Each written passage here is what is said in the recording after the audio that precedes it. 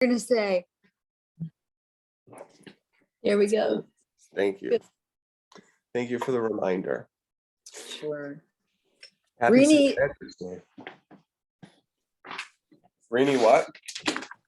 Is unfortunately not with us today or next week. And I told her, really, what a shame, because you got all dressed up for St. Patty's. Well, really just for her. I did. This is all for Maureen. Okay, so now How smile. do you like the brim? How do you like the brim? It came from the store like this, but I think it needs some. It needs like the fedora-esque angles. That's because you want to make it look like a sexy thing. A leprechaun would just have it. Anything that I put on turns into a Oh, you know, I opened that door. I can't help it. I can't help and you kicked it in. it. So I don't know if I told you about the miracle. Well, I won't call it a miracle. It's just like a little sign. There was an Audubon print for sale, and I could tell it wasn't real. The way you can tell Audubon prints aren't like real lithographs or whatever is you have to go with a not an intense magnifying glass, but a magnifying glass. And then you just go up to the print and you look, and if it's like pixelated, like if it has, dots, it's, not real. But if you find a really large print, I mean, they're relatively common, but they're not a dime a dozen. I mean, they're still awesome and they're still beautiful. And with the naked eye, you really can't tell, especially when they're printed to scale. So anyway, I splurged and spent a whopping $75 on this print of this woodpecker. Which is huge. That's the flicker. That's the northern flicker, isn't it? Yeah. Yes, very good. It's common flicker, or the golden winged flicker, but I think it's the same thing, what you're saying. So I can fit it on Maybe the screen. Female and one is male, maybe. Ah. They're beautiful. I just had one land on a tree this past week. I hadn't seen one in a long time. Oh, that's I've never seen one. Yeah. So, yeah, that's what happened. I was like, I had this at the studio for a while, and I kind of loosely was like going to give it to Kristen. It came in a really beautiful frame. Really, really beautiful frame. Oh, that's straight. This is straight. I can't really go that much higher, I don't think. Oh, there it goes. It did work out. So I had this thing in this wonderful frame, and I was like debating whether I should keep it at the school or bring it home or whatever. And the day that I brought it home, I was letting the dogs out in the backyard, and I heard a call, a screech that I'd never heard before. And I was like, whatever, it's probably one of the blue jays. And then, so I turned around and kept going inside, and he called again. I was about to close the door, and then he called again. I was like, all right, fine. I have to go out and see the hell this is. And I looked up, and it was one of these flickers, and he was like putting on a total display for me, and he was flying around. And when this yellow, even in the painting, it doesn't do it justice through the screen, and it doesn't even do it justice in the Audubon. It was like the richest golden burnt sienna color you just had ever seen. I mean, their wings are really truly yellow. Wow. And it had all of this. It had this speckled body. It had this like black collar. The gray with the beautiful red feathers on the back of the head. Yeah. Anyway, and I was like, "Are you serious?" I was like, the morning that I bring this painting home to hang in the library. Oh. Yeah. Up at the door. That's So nice. It was just a nice, comforting sign that the painting needed to be at home. Nice. We're just surprised at how big it was. It was like bigger than a blue jay. Huge. Yeah. Yeah. I was Not as surprised. big as, like pileated woodpeckers or whatever, No. but No, as very well. big, very big bird. So Yeah. where does it get its name? Flicker. Do you all know? So the No. name, it says common flicker, and it says in parentheses golden winged woodpecker. Oh. And I didn't see him peck anywhere. But I Can you would see love this? I'd love to see him when he comes back. Can you see that? Yeah, Yeah, Look at it in Yeah. flight. it's yeah. unreal. Oh, gorgeous. Wow. Look at those fingers. Mm-hmm. Lovely. Yeah. Wow. Thanks, Adele. That's from the Merlin ID web, Yeah. Oh, right. That app. It's a great app. We had another avian phenomenon. We've got this brood, like I think there's thousands of these robins that have decided to hang out in our, the last couple of nights. They, around dusk, they land in the tree in the backyard, thousands of them. And I was looking at them, and it was kind of getting dark, so I couldn't quite. I was like, they look like robins. I was like, are all of those robins? And then I went to my book, I looked it up, and it's very common. They nest in the forest, and will often fly in these huge masses. And I just had never seen one before. I always saw like the robin that looked a little gnarly, like pecking around at somewhere in the middle of the summer. And these were all, I don't know if they were young or if they were just, I mean, they just had to have been, they just were in pristine condition, all of them. So maybe they just hatched or whatever, they're young or something, but In the winter, they tend to go around in flocks. Have you ever seen them attacking a holly tree all Oh at my once? goodness. no. When the berries of the holly tree get ripe, Uh-huh. Mhm. I have two in my backyard, and they get ripe around November, and all of a sudden there's like 100 robins Yeah. Wow. going nuts in the holly trees. It's a sight It to see. really, yeah, It it's really great. is. It's just unbelievable. I don't know I what was should take a few attracting them to pictures this thing. and show you all. I have birds that have created a nest on my patio, and I have no idea what they are. But every year we have birds that make nests here and have babies. So I'll take some pictures. Yeah. Nice. Please. We'll make some art.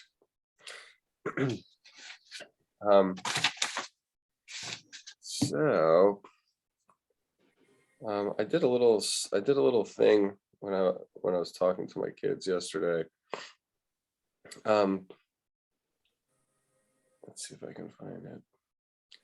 Okay, so this is the drawing that inspired what I just said, Mhm. what I'm about to say. And I posted it on our Instagram or whatever. But if you look at this girl, she wanted to do still life. And in the past, we would, get a bunch of still life objects together and, arrange them, sometimes 2, some 3, sometimes 10, and what the Zoom, I don't know if it's the Zoom formatting or it's just kind of a new idea, is this this notion that like one sketch leads to another. So if you're building a still life, just start somewhere.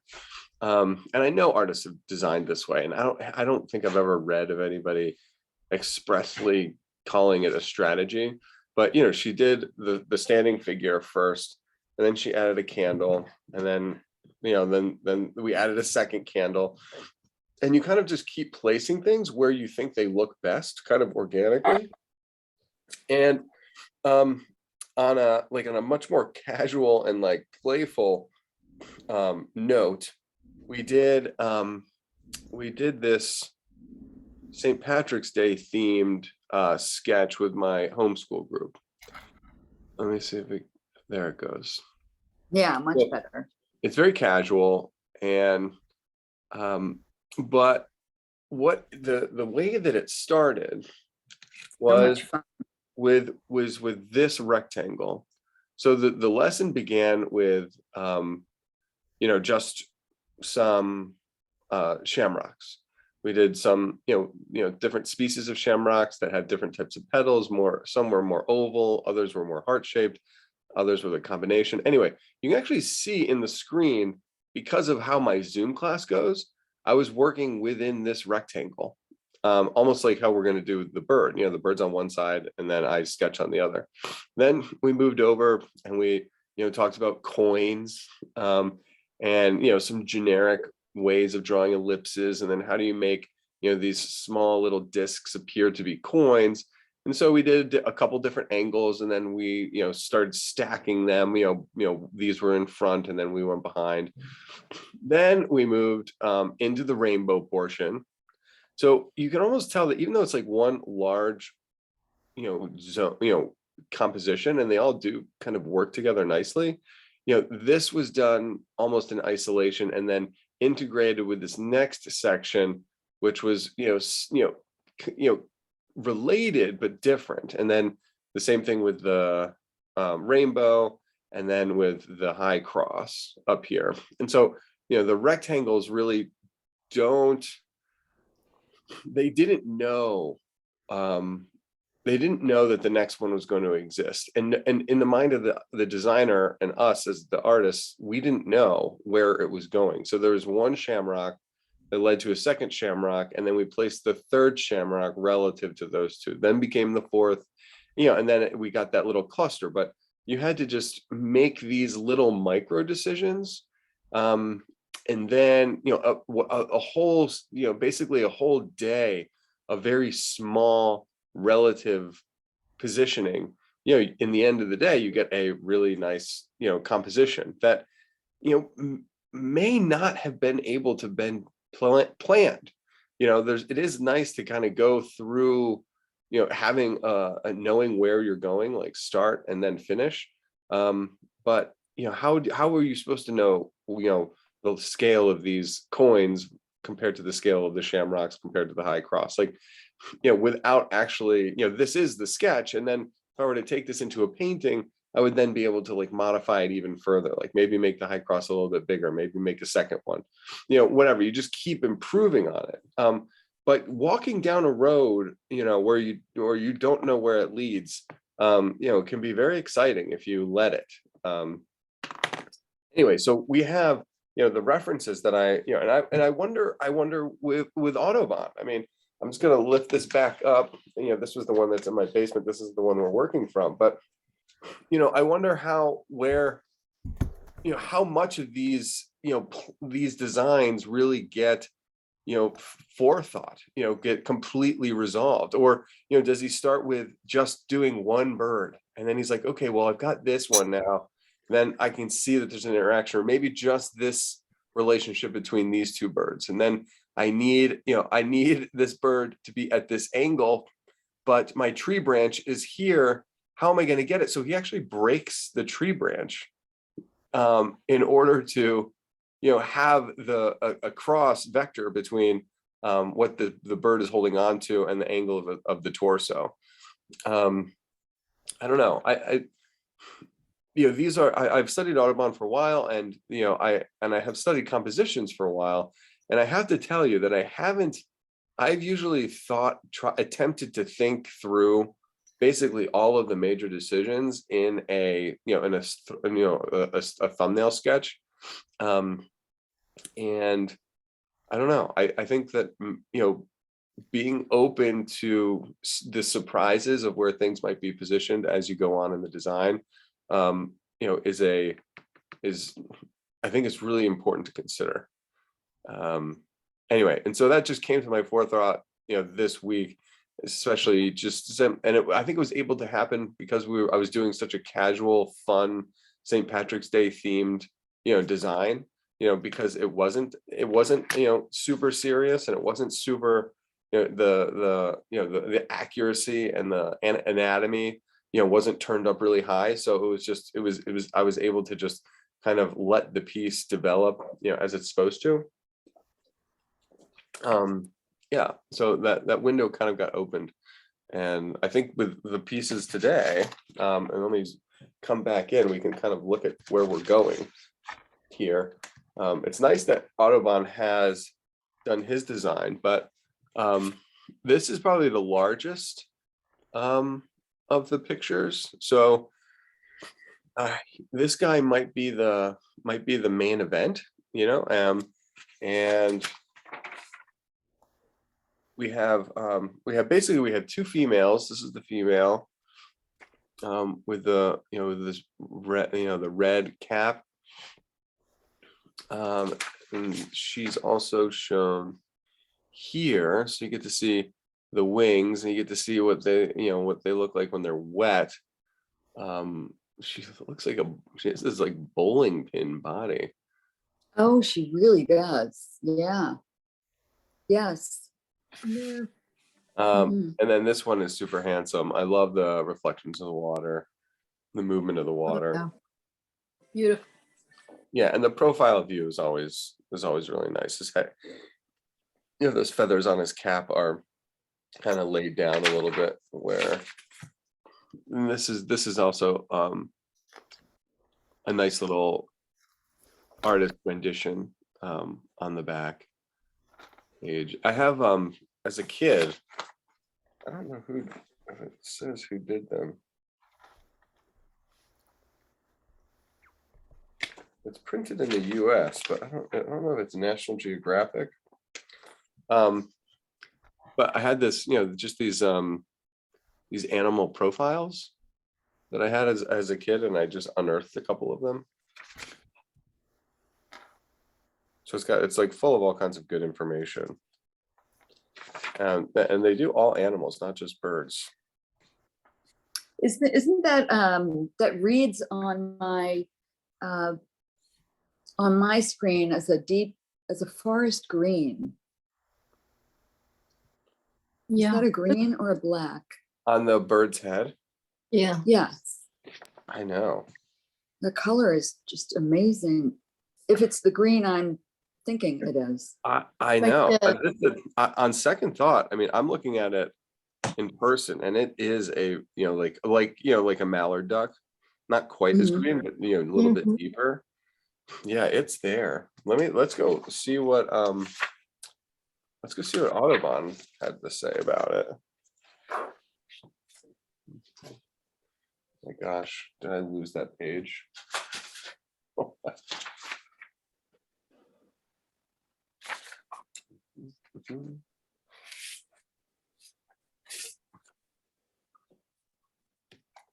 Yeah, Merlin says the breeding males have a dark green head, Yeah. Mm. brown breast, and gray sides. Thanks again, Adele. That color is just so beautiful, so rich, deep green.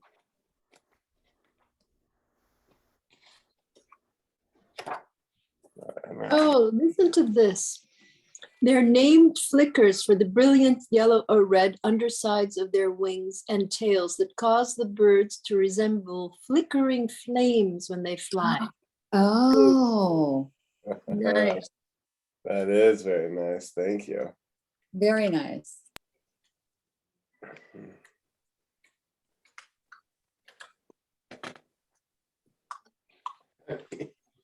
I found my over there. Okay.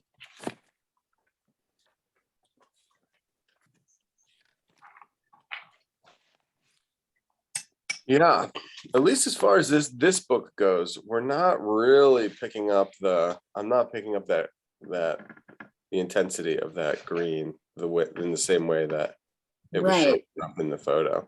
And I Yeah. think that was described. Yeah, there's not very much green in here, unfortunately. I wonder why that is. Well, if I understood, Adele, if I understood you correctly, you had said the green refers to the males that are mating. Yeah, Maybe there are some that are not, that would not, hence wouldn't be that color. that's interesting. Yeah, it says breeding males have a dark green head, brown breast, and gray sides. Mm-hmm. But those not green perhaps aren't breeding. Man, because I have so wish I much could experience with her. I'm gonna fold this so we can see it. Look at this conversation. It's incredible. Oh, The size. They're almost the same scale of the Audubon book print and Oh, yeah. the nature one. You know, look at their tufts of hair. Love that. I do too. I just love, this is what I live for. I mean, look at Audubon's like gestural S curves in the hair, how Mhm. true it is, you know, and you get it, and it looks as though there's a large cluster and then it thins out and then there's another long cluster in the back. So that, I mean, that's what is happening. I mean, he's observed it. There's this like front low level mohawk, and then it comes to a peak, then it thins out, and then you have a back level. And that's what, you know, he just makes it, he stylizes it. You know, like this is just this guy woke up, got out of bed, and then Audubon, you know, added some gel. But even the highlights in the eye, I mean, like here, this is reflecting the sun, so it's a circle. You know, down here, it's you know, Audubon uses a different. Let me see if I can even zoom in closer. in all the pictures, there seem to be two crests of the tufts. Nice. Whoa.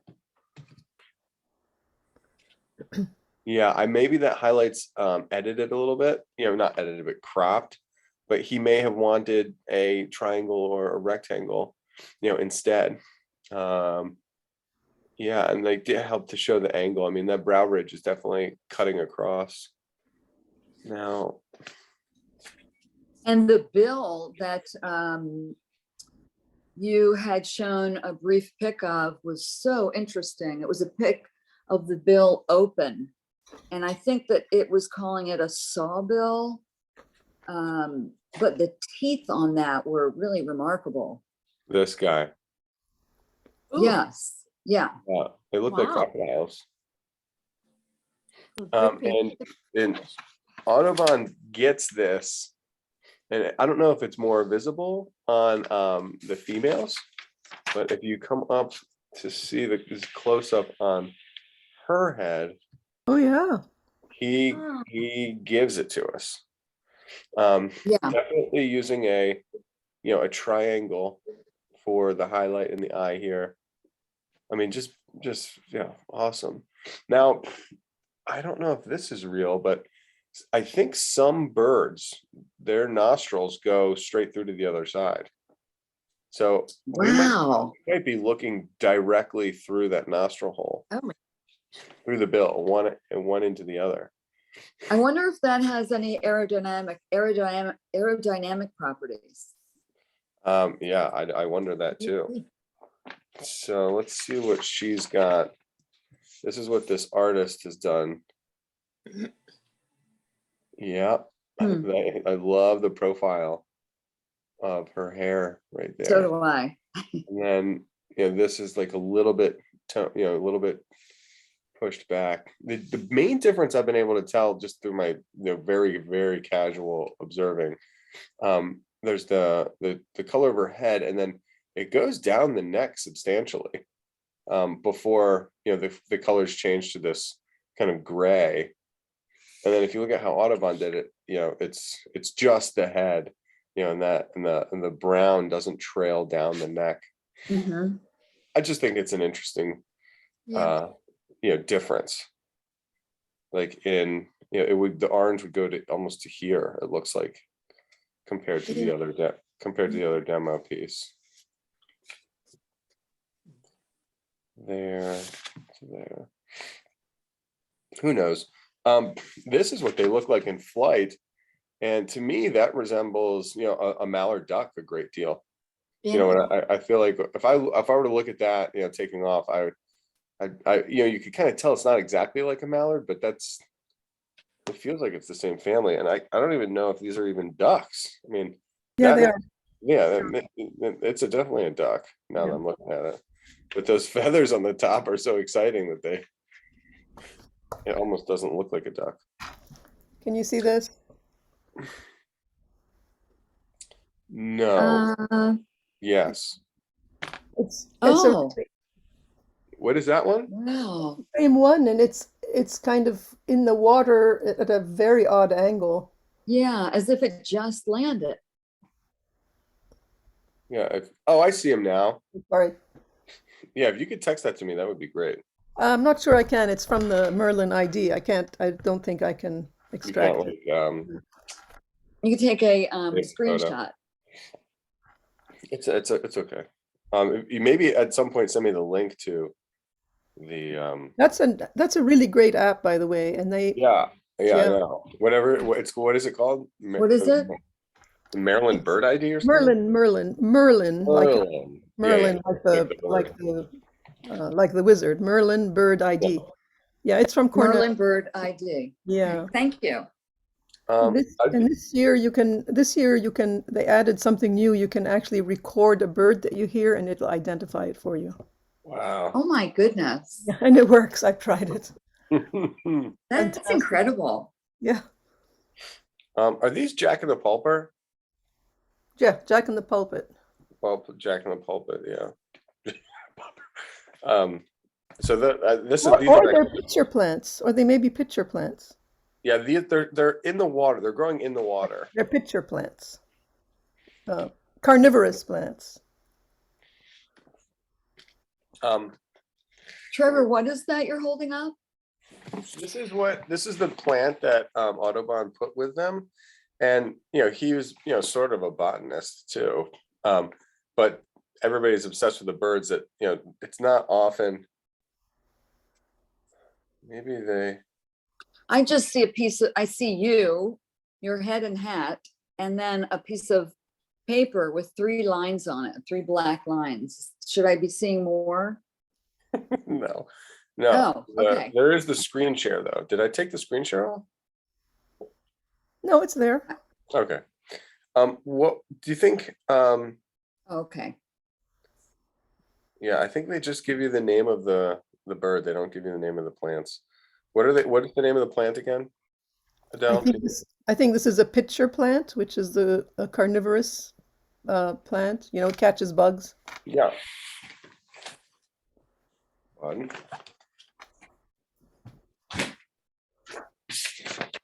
I think we should start drawing pretty soon, but I just want to. Nature really is incredible. Yeah, it is. It really is. Food and feeding. The red-breasted Merganser. He's mainly because like the bill is just like a crocodile, and the crocodiles are great fishermen. Freshwater. Yes. Salmon, sticklebacks, pike, eels. Wow.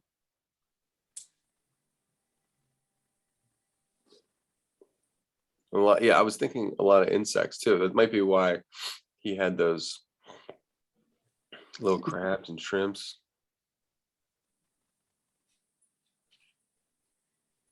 So they'll eat anything.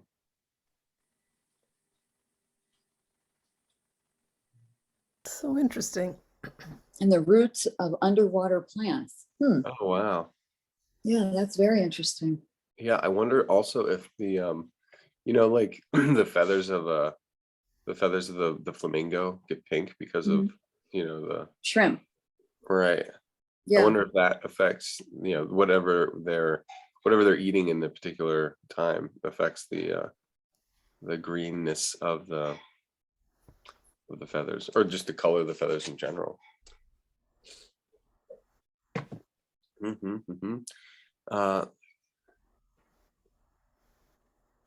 Take sips of water after eating. Who doesn't?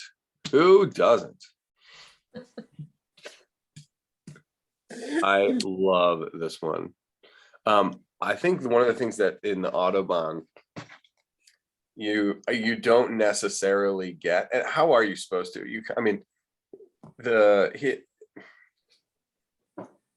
He's such an interesting artist to look at. There's this, I can't remember what the effect is. There's a term for when when you read a news story where you're an expert in the field, you know, whatever that is, and you read the story and you can see like how wrong, you know, how off the story is actually, and it's like just full of inaccuracies, and like that's like you're like, that's not true, that's not true. And you know, but the rest of the world reading it doesn't know the difference, you know, because it's, you know, there are inaccuracies. I feel like that's what Autobahn is sort of faced with, and that's what I have that same you know, that same realization. Like when I looking at the Autobahn, I don't notice the strength of the neck of these birds. You know, I mean, I guess it is kind of large here, and the color of the white on the neck kind of almost gets washed out in the background slightly. So maybe the neck looks a little thinner or a little delicate or something. But then look at this duck. I mean, that is just like such a strong, commanding, you know, neck. And to the point where I would like, it feels like a goose, you know, and it feels very much not like a mallard. You know, and I don't know, it's just a meteor type of thing. And then even in here, I mean, this neck is, you know, the proportions of that trapezoid, and it's long and it's thick, and you know, it's just that seems very characteristic to me, where, you know, and it doesn't necessarily, when I see the Autobahn, I'm not necessarily picking that up. In hindsight, after looking at the other pictures from nature, I'm like, okay, yeah, I mean, he's still accurate. So it really does have to do with the pose. Well, the one bird that you had just shown us looks to me like a stereotypical drawing in a children's book. No, the one just before this. This one? Yes. Yeah. I love You this. know, with its tail up, and yeah, there's a lot of attitude. It's a very sweet. A lot of attitude there. Yeah. Yeah, this is a good angle too. I think maybe it's this it's that white collar that really, you know, separates the head from the body. Very interesting. One we're going to draw. I kind of wanted to sketch these smaller ones, you know, maybe a little bit quicker, and then draw,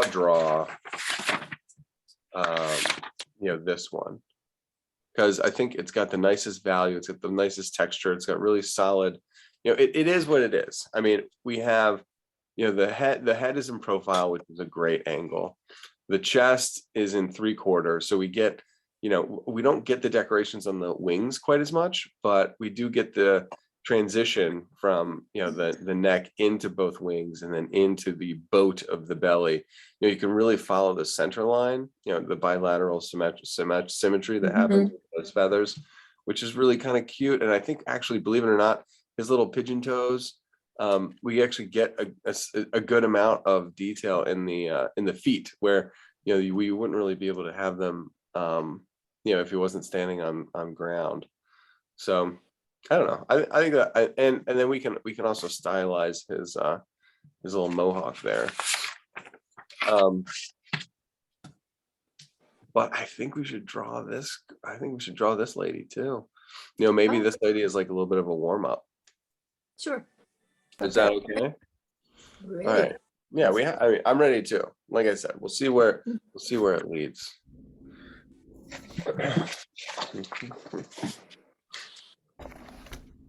Up there.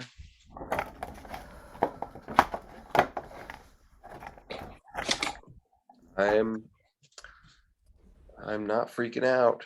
I promise. Of course not. I swear.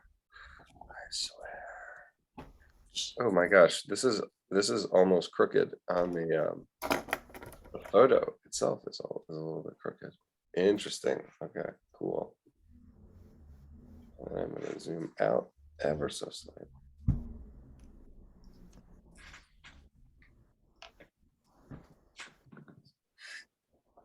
She's so cool. Over there. All right, we're almost go time. Guess I should draw with something. Do a little pencil. Oh, do you want me to should I do a little breakdown? Yeah. Yeah, sure. Okay. I would like that too. I have no idea what's going on otherwise. All right. Oh, it's so nice to just go back to fundamentals. Always.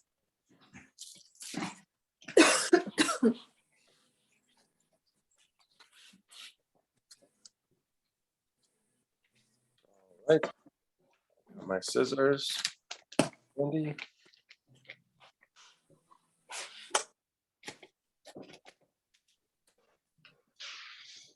I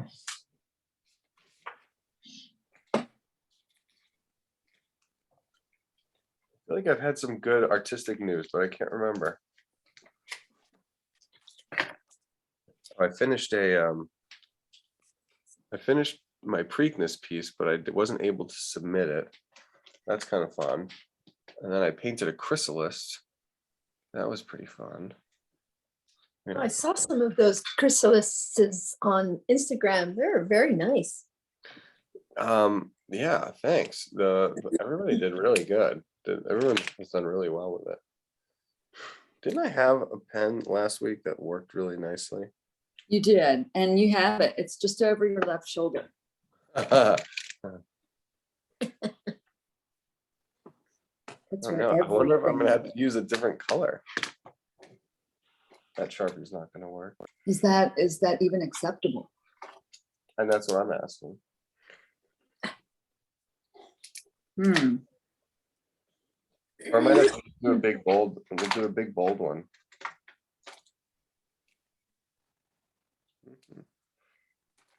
All right, we'll do the old fashioned. We'll do the old fashioned Sharpie. It'll last on the video, but it won't last in real life. All right. Okay. Wow. Awesome. So one of the things that you can look for, one of the things I look for, and where I'm seeing, you see this angled vector right here. So if you were to think about an egg that we could, divide into 4 parts, what would be the angle of the equator? So we've got the egg, which is this oval here. Yes, we're going to come right through the bottom. That's our egg. And then, you can almost imagine it rounded here. This is the equator. If the egg being sideways, this is where you would slice it exactly in half. You could imagine if you were to divide the egg in half this way, this little, that's not that helpful, but we've got a 3-dimensional form now, which I think is actually really helpful. And we're gonna have to look at it, but this vector, this curve, that does, that is almost like I don't know if it's an actual water line, but it might be like the bottom of the wing. All right. Whoa. So we have this form, which is really interesting, that comes off. And now basically once we have this egg, now we're going to be able to build all of the things off of that egg. And we'll be able to place it and then be able to decorate them and define them accordingly. But I'm going to break this neck down into kind of 2 parts.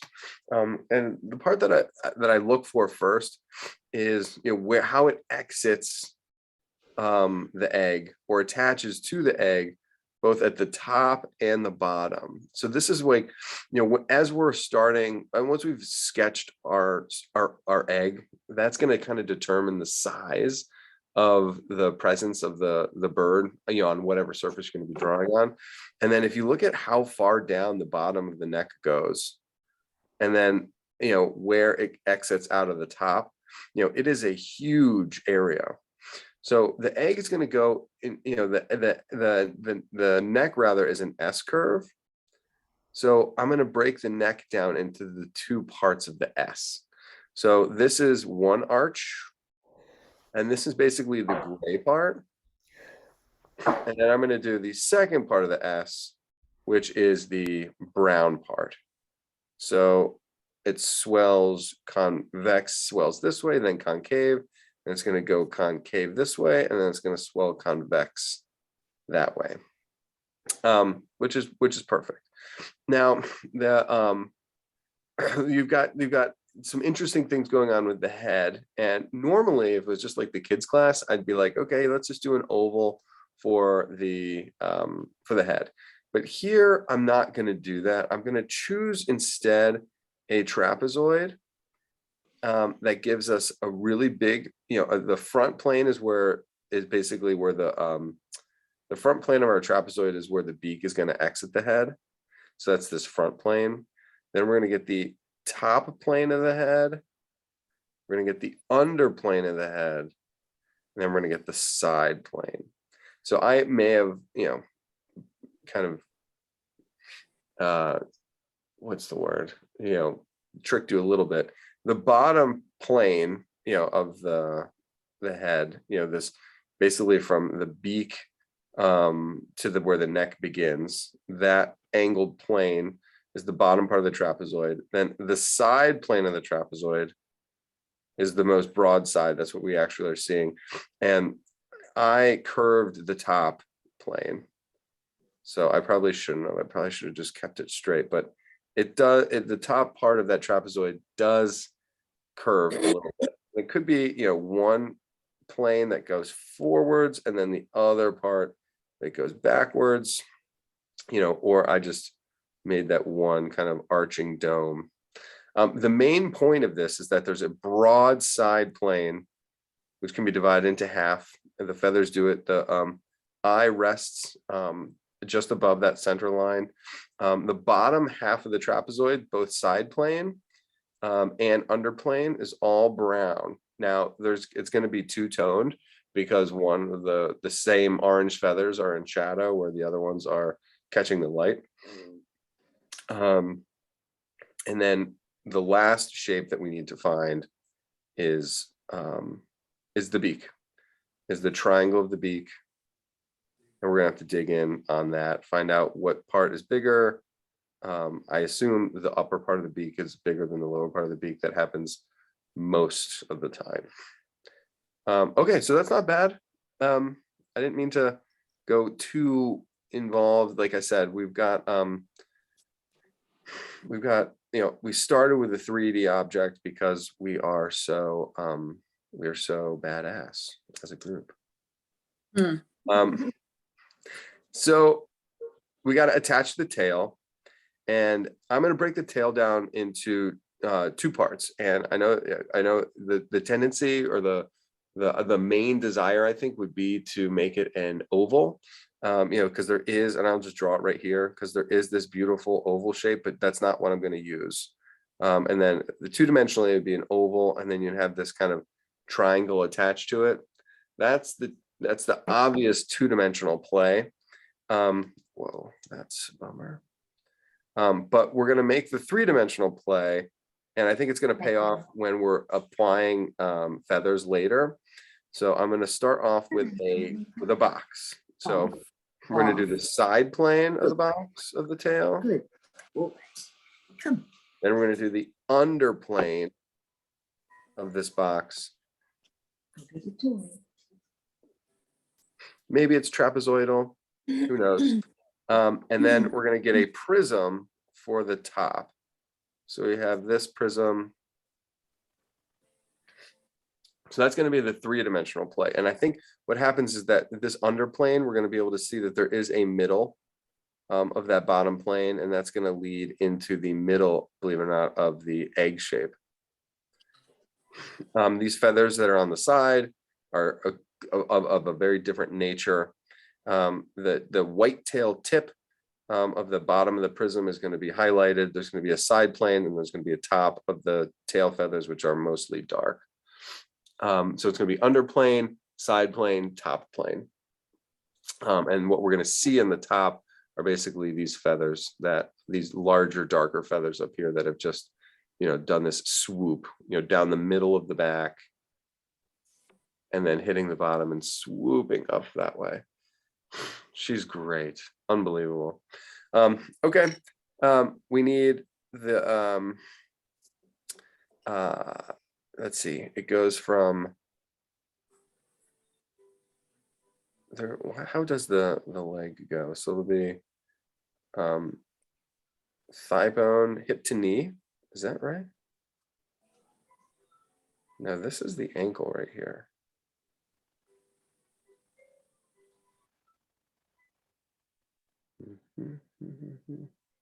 Okay, yeah, that's right. So this is the drumstick. And then we're going to get from that drumstick goes from ankle down to the ball of the foot. And then we've got the toes that are coming off of it. So we have this like beautiful pinched hourglass, which goes from essentially the Achilles heel down to the ball of the foot, and the fingers fan out. The ducks are always standing on their tippy toes, and their entire foot has this orange color. And then at the ankle is when their feathers begin. All right, I think that's good. So, ladies, last week I tried to play the video for my high school kids of the woman picking cherries, and we played it and we had some successful drawings, but the construction line phase where I had that orange, Adele, where you were like, oh, it'd be really nice if you went harder. Yeah, that whole construction line phase of the color pencils were illegible for on the video, and to the point where that whole middle section of this part of it, where you just slide this over and draw the analysis, that whole section, it was just lost. It was really too bad. So what are you gonna do? You win some, you lose some. So this week I will not make the same mistake this week, I promise. And working with graphite, you can commit on heavier lines because you can always erase them and lighten them. Color pencils, I think, are a little harder to commit to because you can't modify them or erase them. All right, good God, say a prayer. Let's do this thing. Hopefully this is straight. I'm going to hopefully keep this straight. And I will be able to modify this. So as we go into this sketch, it is also very dangerous to do what I'm doing right now, which is everyone should have the reference out and their analysis and my analysis and my drawing demo. And if you have all four of those references, you should be in good shape. Right now, all I have is this, is my bulky dry erase marker sketch. So I'm gonna get my oval. I gotta follow my middle band. I love that I can get my stand legs in there. I don't necessarily have to sketch in the same order that I analyzed with. It's generally a good idea, but I mean, I love, there's something about having the legs standing on the ground, which is very reassuring in a drawing. The angle looks good. Front of the neck on the S curve, back of the neck. We'll get the second half of the S, and then the front of the S, and then my very mature trapezoid, underplane, beak plane. And even if the beak is just a triangle, at least I can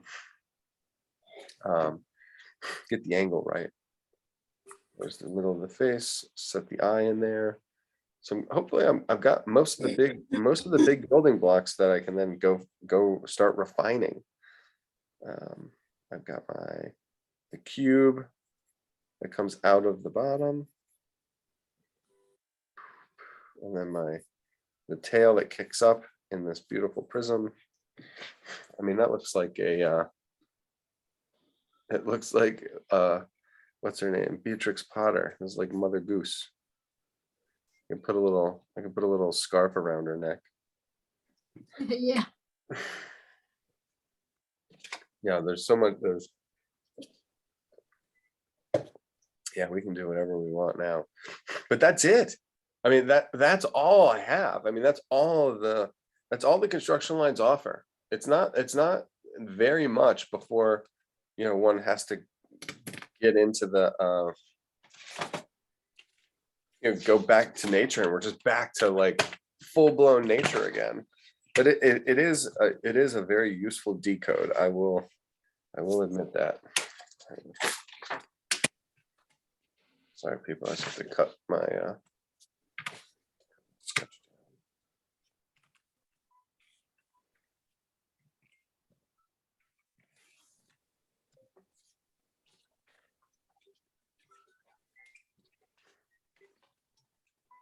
So whether these drawings, these little sketches exist in isolation, or whether they become part of a composition, that's the neat thing that we get to choose for ourselves.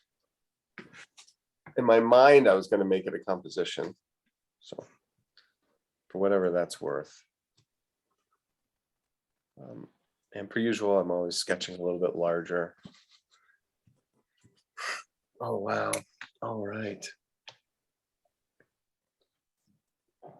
Do we have our tortillions? Tortillons. Yeah, so I'm thinking about maybe blending out some of my bird. I have all this, I have all this raw pigment in there.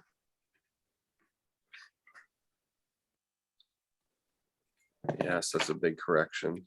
So if you look at the shape of the head, the neck, comes up parallel to the beak. Good. And the bottom plane looks like it comes a little bit further out as well.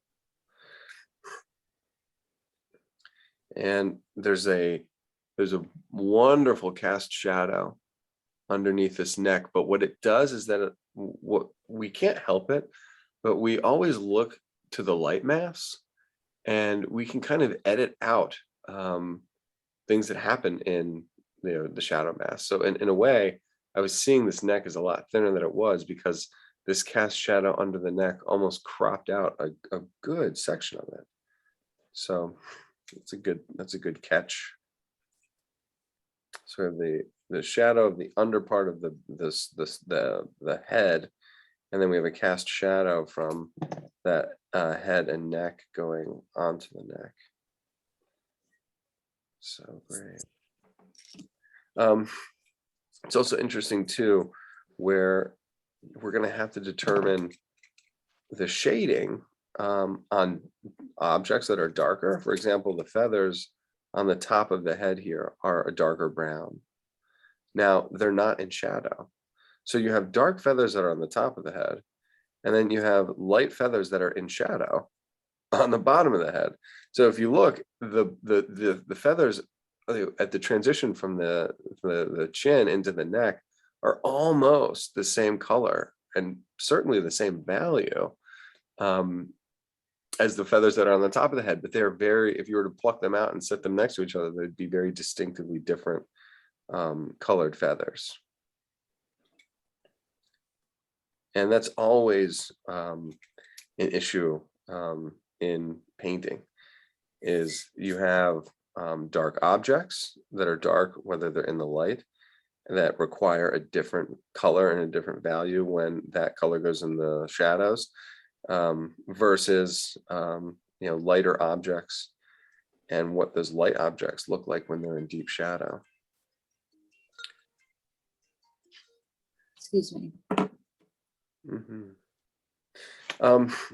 So as we go, I'm noticing that as a general rule, I learned this kind of with hummingbirds actually, because they're very clear, they're really clearly defined. Generally speaking, feathers are the absolute smallest higher up, closer to the face, and then they get bigger as they go down the body. Now, of course, that's not a universal rule, but I mean, if you look at these feathers towards the face, they almost resemble hair. They're so small. And very smooth. And then the neck, you use a different set of marks from the very beginning of the neck. You know, on our first S, that orange concave backwards. And then we're starting to get feathers that feel like they're more down from the swelling of the front of the chest of our bird here. They feel very poofy. And I'm sure this duck just did one of those, you know, when the dogs, you know, shake from their head all the way to their tail to wring themselves dry. Mhm. I can imagine that she just did that. And so her feathers are particularly fluffy at this moment anyway.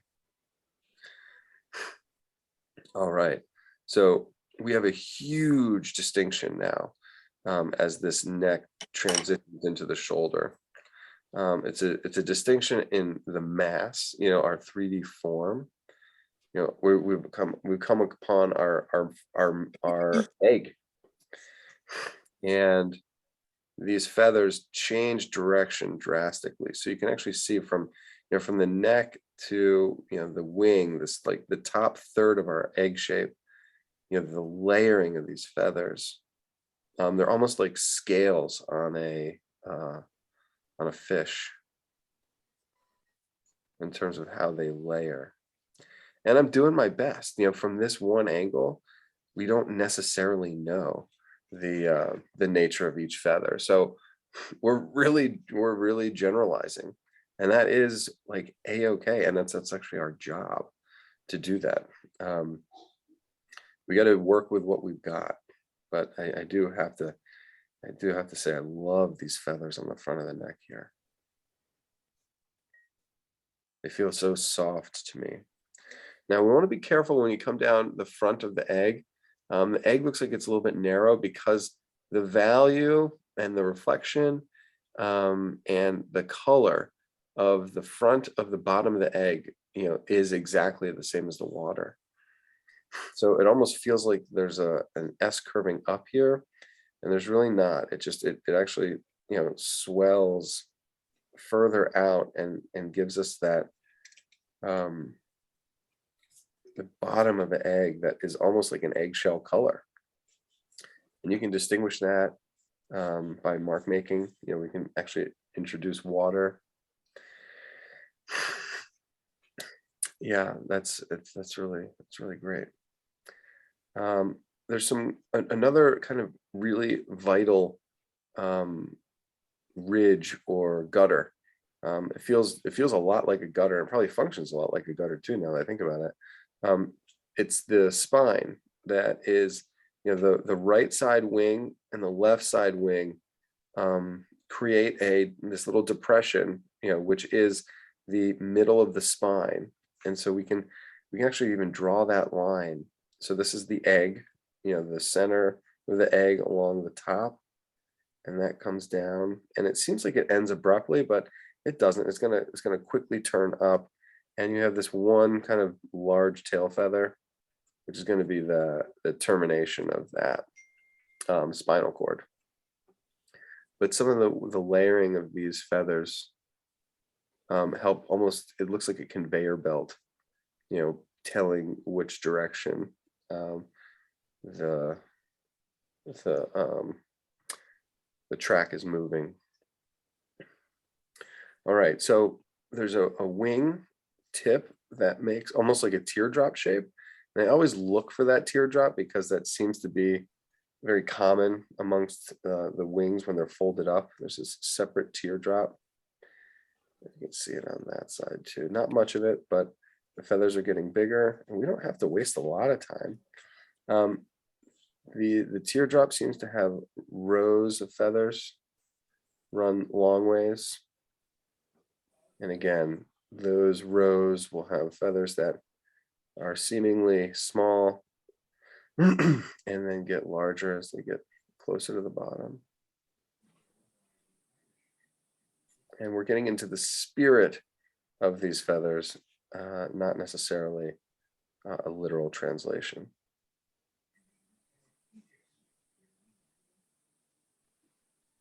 where Audubon does an exact scientific analysis. Beautiful set of zigzags. I can't tell if this is feather, the wing is tucked into these feathers, or whether these feathers are part of the wing. But they're going to take us all the way down to the bottom of the boat.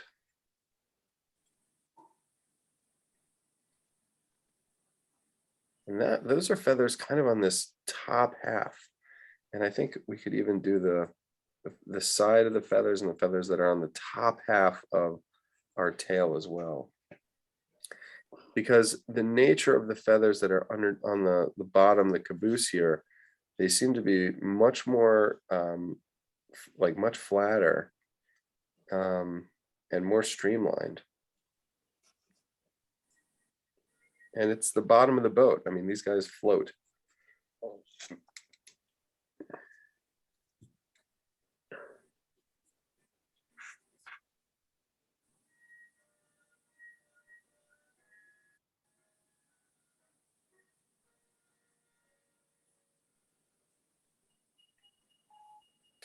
So I'm using my pencil to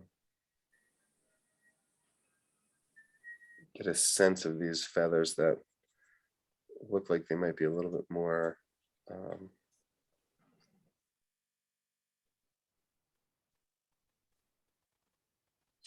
just tighter, you know, glued together, almost like a marble. You know how marble has all those like irregular patterns, but it's a perfectly smooth surface. There's less of a texture, there's less of a separation, and they're all like almost like matted.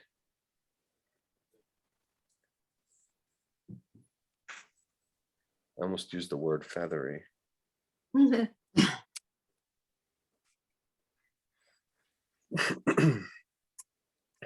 Okay, yes, good. The light seems like it's coming pretty much, I'd say like above and from the left. So some important dark notes. It's going to be the far side of the head, the underplane of the chin, that cast shadow on the neck, the front of the feathers on the goose's neck transitioning into the body. And then there's this general tone on the whole bottom front leading into the underside. Now, the tail feathers itself looks as though it's, you know, there's, whether this is, yeah, I think there's a little shadow that's thrown onto that lower back of the egg from the tail. So this tail is sticking up so high that it's throwing a shadow onto the back, and it's almost helping let the tail jump out at us more. So maybe the sun is a little bit lower in the sky than I had initially thought, because we're seeing a nice light, you know, tail, almost like a white-tailed deer, very similar, and then it hits the you know, the end of our prism, and then the underside of the bottom of the boat goes in tone.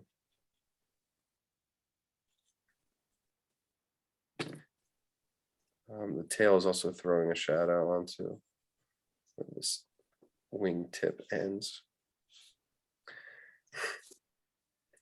We can follow these hard silhouettes.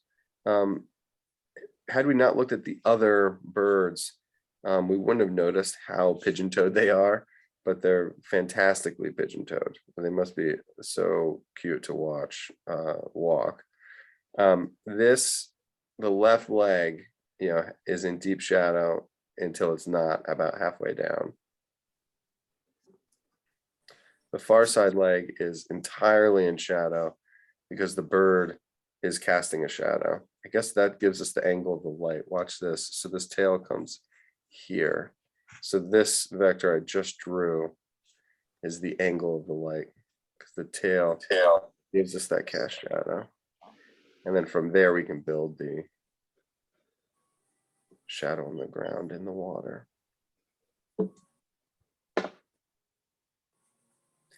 And it still doesn't compare to yeah, how dark the leg goes. Now the leg is probably not this dark, but the way that the setting of the camera was, it allows us to see all of these beautiful value and color variations in the light mass of the bird, at the expense of what's in the shadows.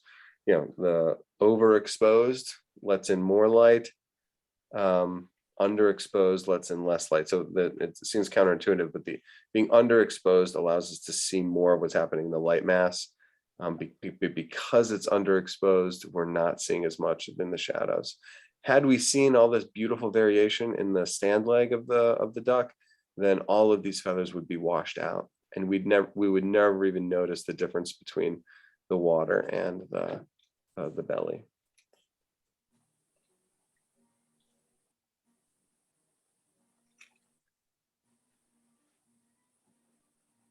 I'm going to go ahead and make that belly a light bird up against a slightly darker water, whereas it flips.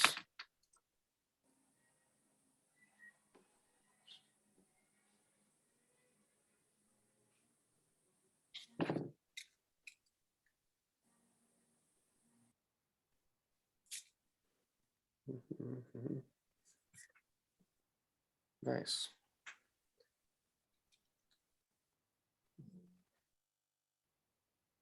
It is a nice thing to just go do the march, go 360 degrees around our bird, and kind of just prove to yourself.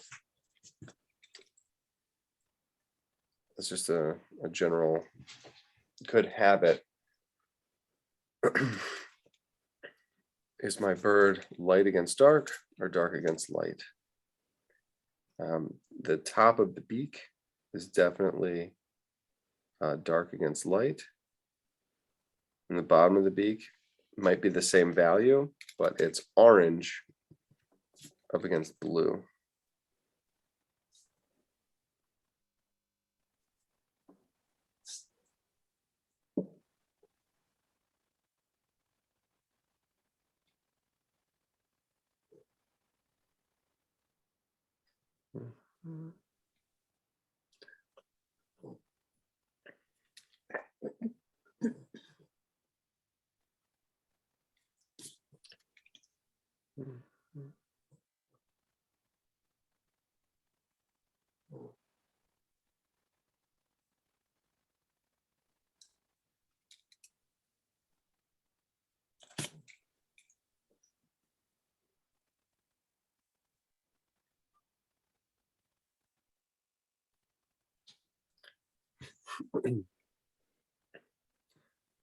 So I think I did that pretty well. Let's see. I think I might have to zoom in on the duck's head, so we can just talk about well, maybe not. I don't know. This is just a sketch, so I think we're okay. The eye. So we'll do the nostril on the beak, and then you have to show where the upper beak and the lower beak meet, which is obviously lower in that mass. And then there's all these interesting vectors coming out of the how the beak attaches to the face is really interesting. But the tallest part of the beak here is going to give us almost like this little angle of feathers, which leads up into the left, which terminates then in the tear duct. And then we can place the eye after the tear duct. I'm just going to use a circle and then put a pupil in the middle. The feathers continue down the back of the head on a darker angle.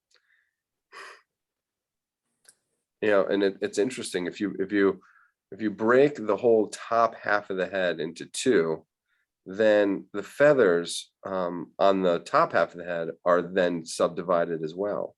So from the eye back, you have these dark brown feathers. From the eye forward, you have this kind of speckled curving dome of an egg shape, or the forehead. So neat. So I'm just using these like kind of speckled versus the you know, the dark brown or the more solid mid-tone.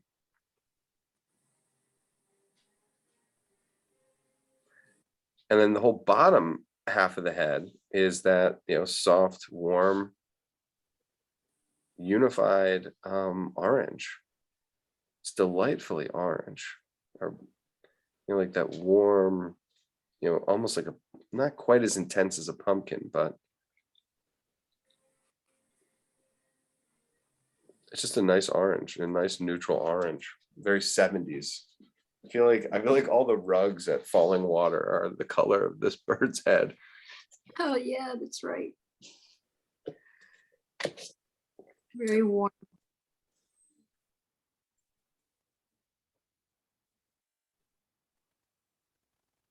So I'm squinting at my bird and I'm just not seeing the same like value contrasts, you know, and I think it's just a matter of darkening some of these feathers.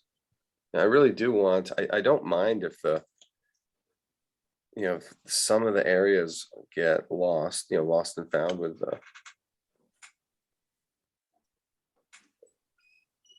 but you know, the bird's pretty dark, so these feathers really have to get shaded.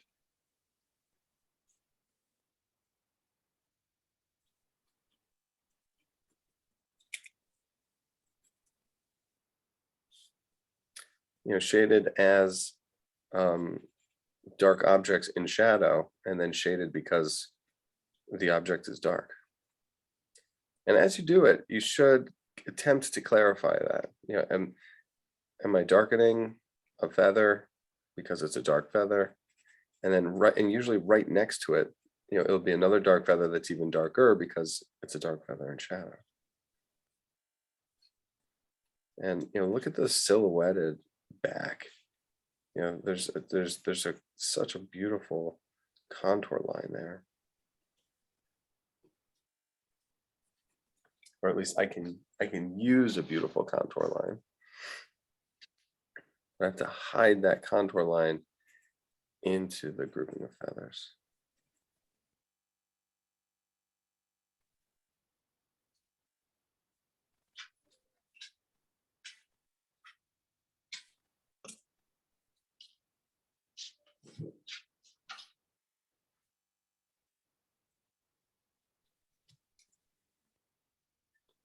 So I'm getting the pop that I'm looking for.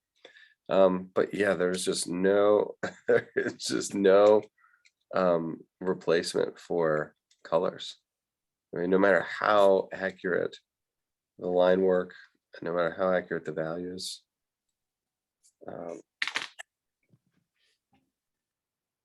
let's play that game for 1 second. Just gonna use technology.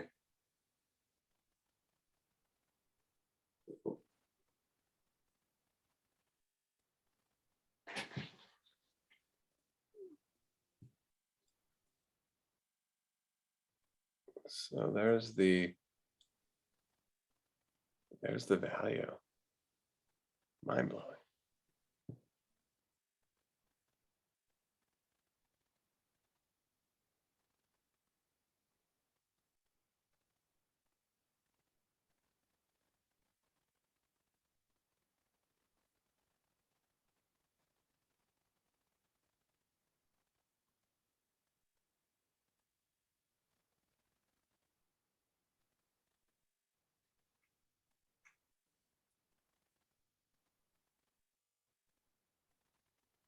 Right.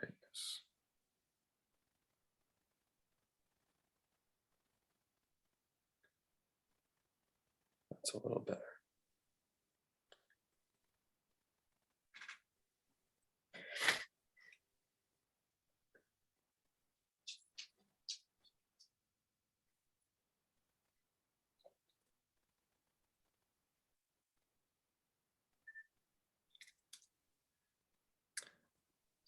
Fascinating. The back of the neck here. Look how the the figure to ground relationship switches ever so slightly. So it is in fact a light neck up against a dark background.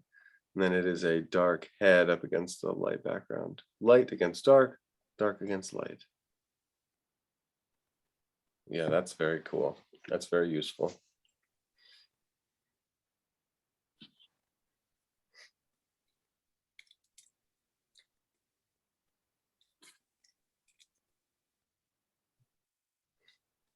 This is like really allowed me to see my, the head is like tilted. Feels like it's a little more. If I sketch it up here, I think the head is actually, you know, tilted drastically. You know, like it's turned that way. Where mine feels like it's in profile. You know, it's like I need to see more of the underside of the beak.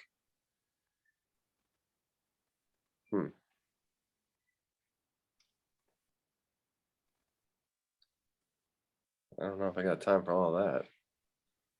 How would I do that?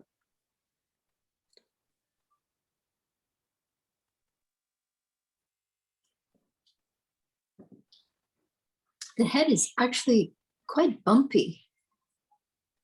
Several lobes and like a forehead and then a cranium.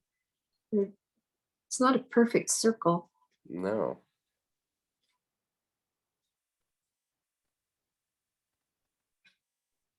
Yeah, and like there's a lot going on from the bottom of the beak. It like dips down and then dips in and then curls down.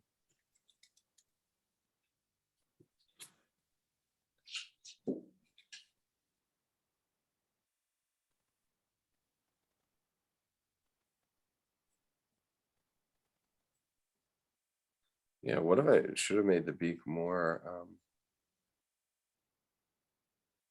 more block-like, more cubic? You know, so that you see the side plane of the head runs into the side plane of the neck, and then the underplane of the chin leads into the front underplane of the neck.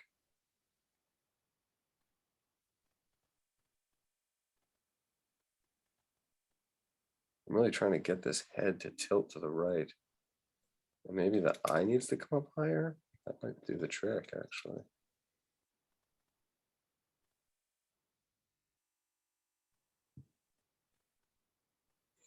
He looks so goofy. I put the eye in the wrong spot.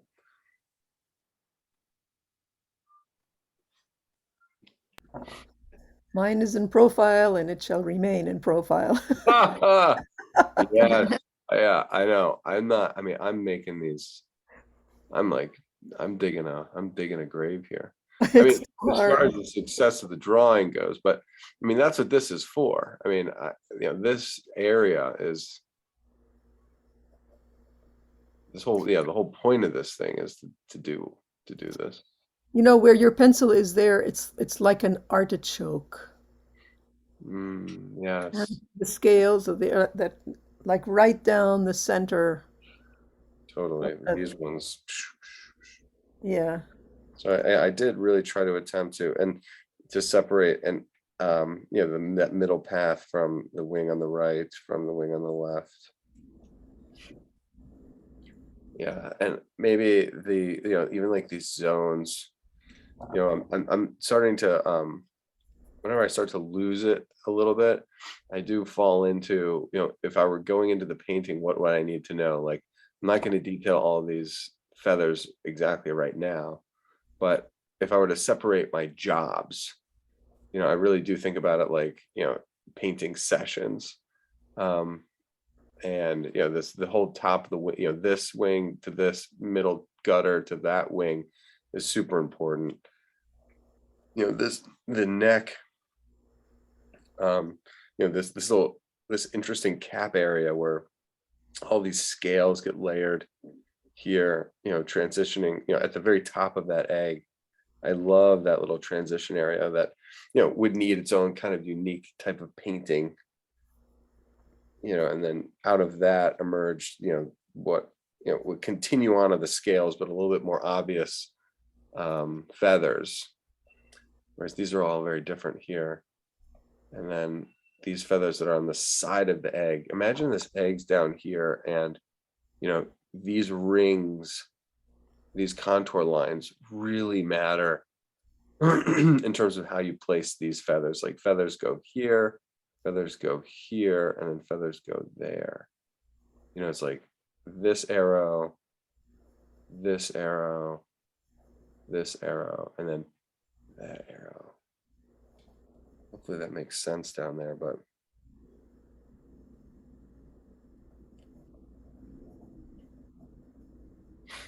you can think about a almost like ruffles on a dress.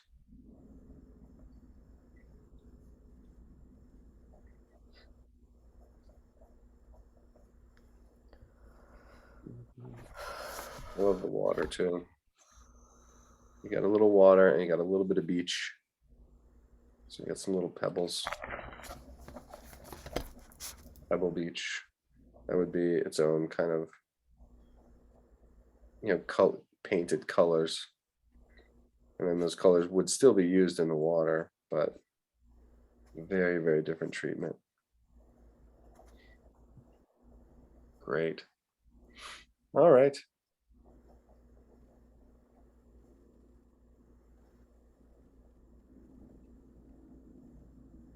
Yeah.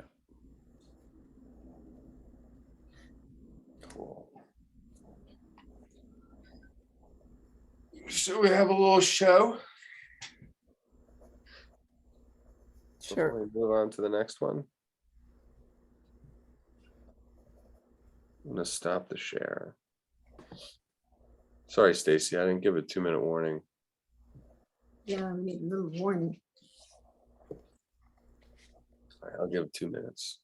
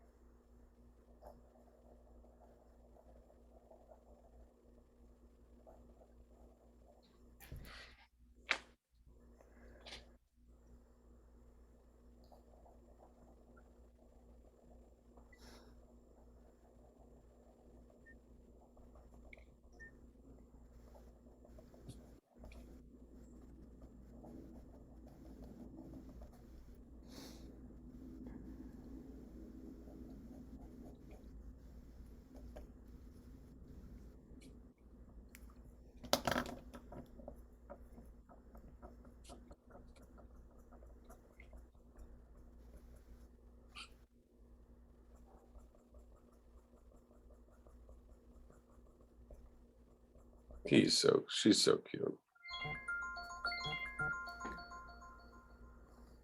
Yeah, she really is. So I made my head and neck a little bit bigger, so I had to move my leg over to make it believable. My stand leg, that is.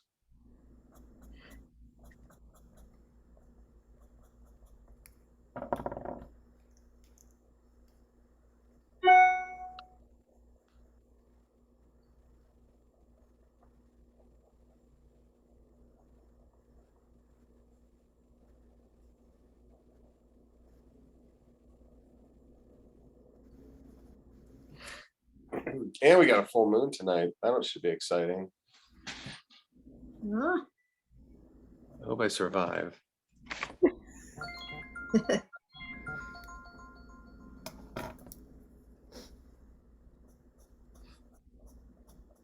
I love these little rows down here. I was looking at these little gray rows lining the bottom of the boat.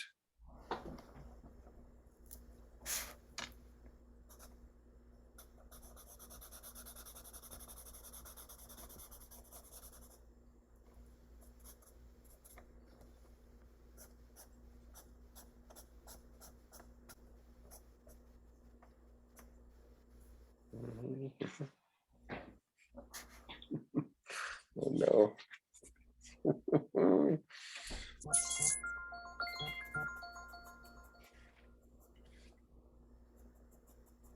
I mean, they can totally be friends. These two are they're gonna be friends on my page. I've got a lot of real estate down here. I just don't want to cut him out. I don't think I'll have to. I don't think I'll have to.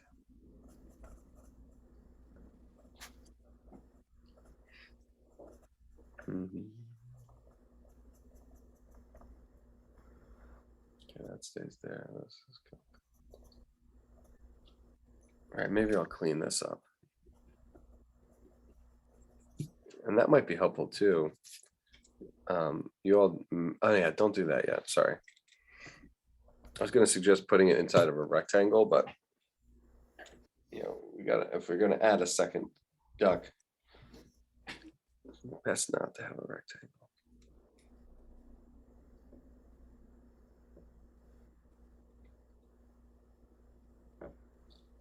That line's got to go away. Ooh, big time.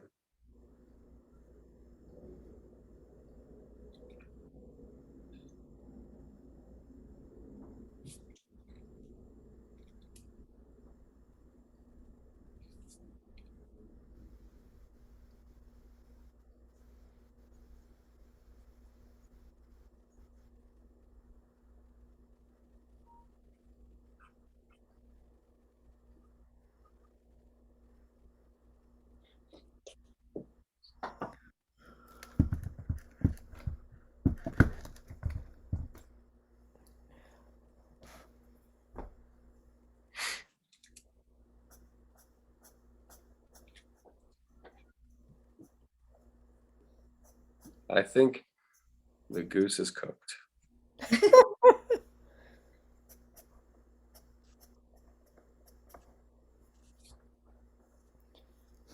Yeah, I feel I need to stop fiddling with mine because I'm going to ruin it. I did my best. I feel like I've already ruined the drawing a little bit, but I'm still going to be. There's always hope for the painting. You know, once you give up your attachment to the drawing, you know, it winds up becoming better, because then you're like, well, screw it. I'm drawing for the painting now. And when you draw for the painting, you wind up making a better drawing. What do you mean by drawing for the painting? It's like all the marks I'm making, I've gone beyond this. I've gone beyond trying to make a piece of art out of this. I'm like thinking about what I'm going to need to, you know, I'm like, okay, so how am I going to paint this area? And so I draw it with, you know, with the painting in mind, I see. rather than drawing for the sake of the drawing.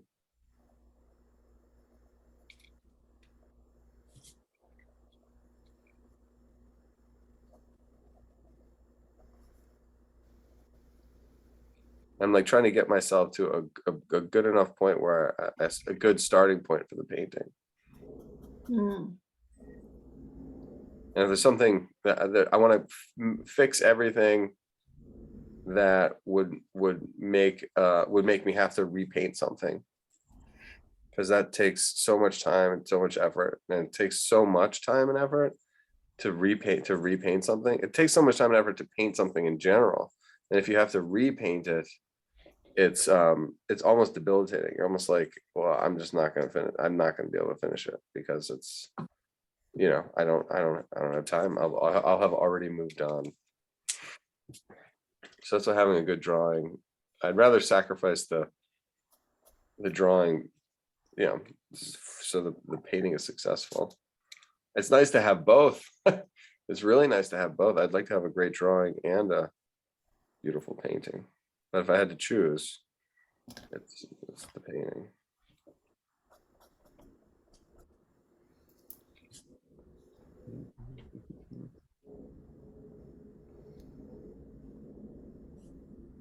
My guy just keeps getting bigger and bigger.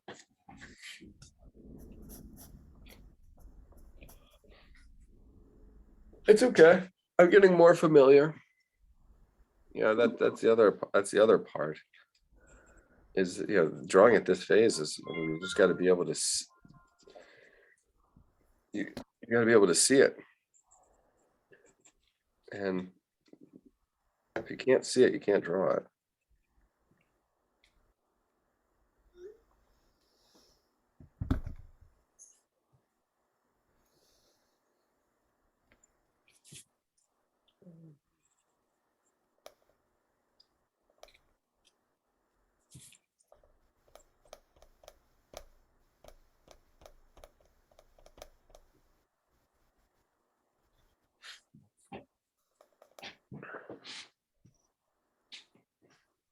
Gosh. My chair sounded like it was quacking. Quacking.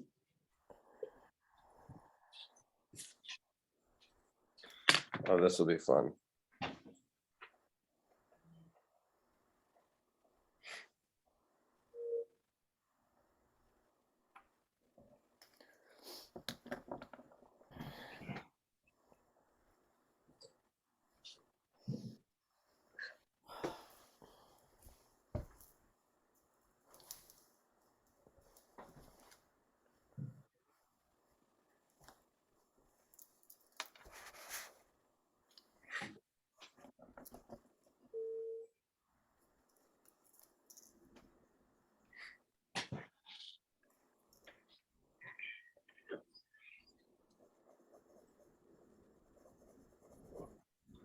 There's nothing worse than the sound of an automobile ad.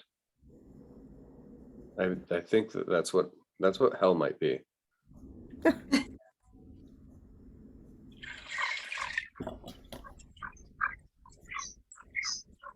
this is the sounds of bathing and flying red-breasted Mergansers.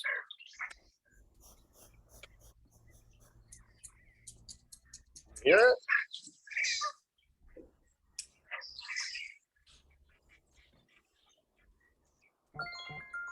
Oh.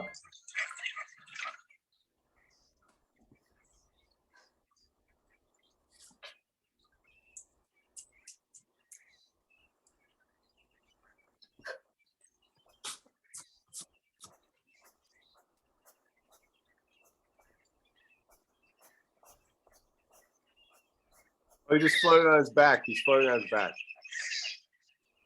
Did you see that? Let me go back.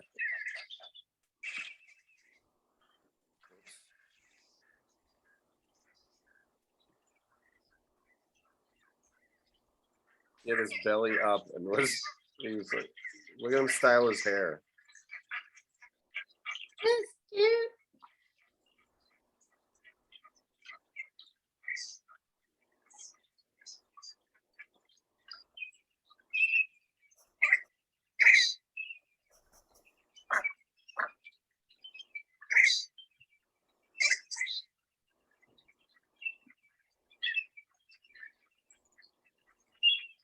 There he is on his back.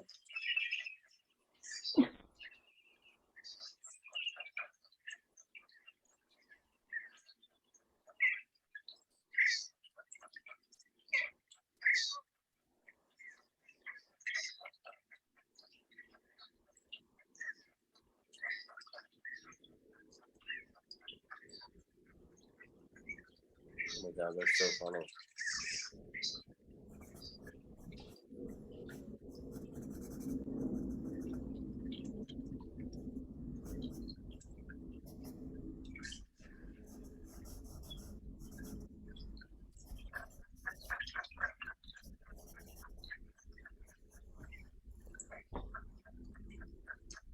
There she goes.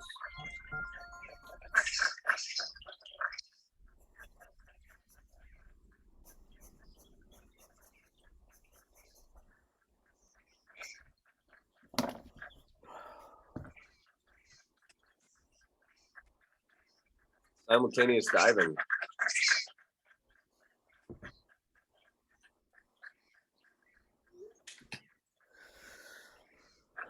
One, two, three.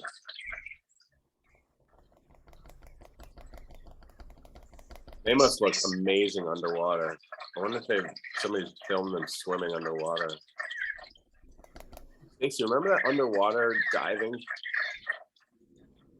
piece that we did?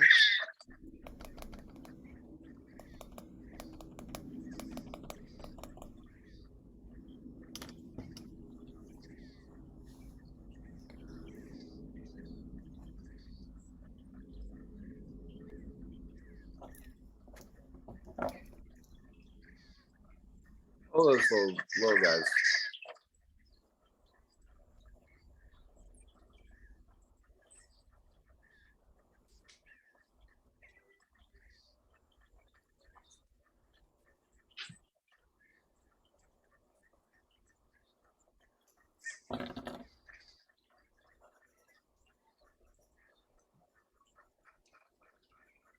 That was good. Let's see if I can find them swimming underwater.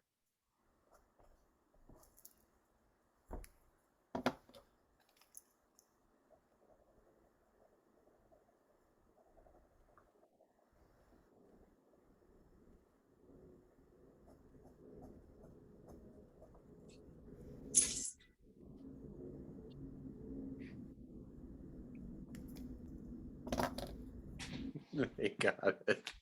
They got it. Somebody got it. Oh, it's kind of shallow, but maybe. Feet look very funny underwater. I bet you the one's just gonna come swimming right by.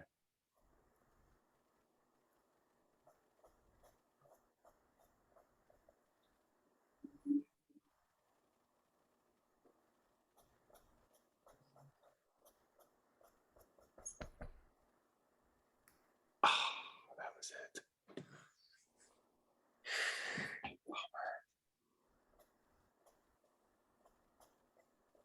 Can you please square that on the screen, Trevor?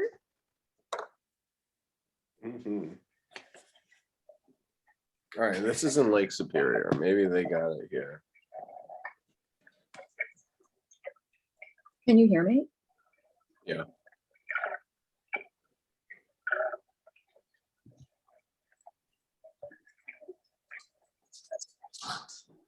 Off. Good boy. Good boy. Ooh, there they are. Oh my goodness. That's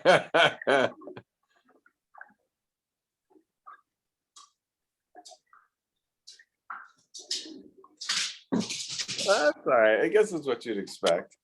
I was thinking, yeah, they still swim with their feet. They look like Yeah. drowned rats. Yeah, they're much cuter on the surface. Really.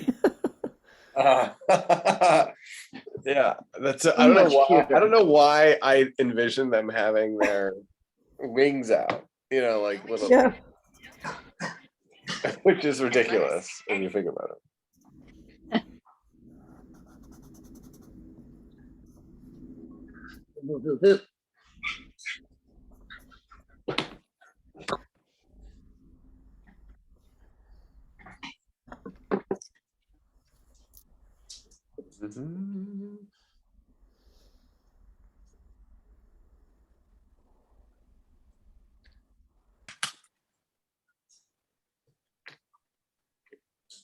I need my electric eraser pen.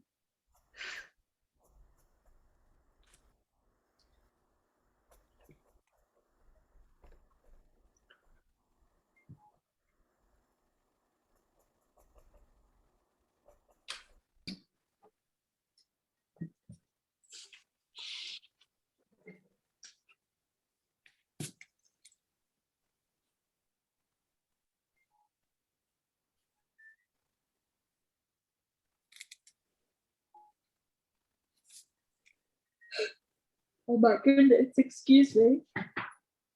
Stacy, I'm insulted. Well, I'm sorry. Please don't be.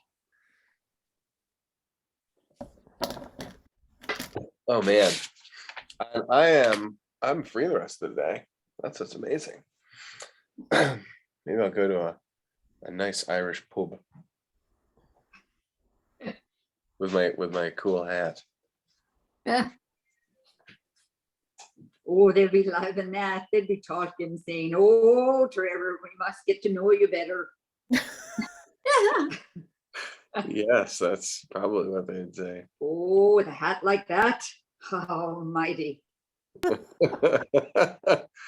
Oh man, I wish you could speak with that Irish accent I for know. an entire class. Mm.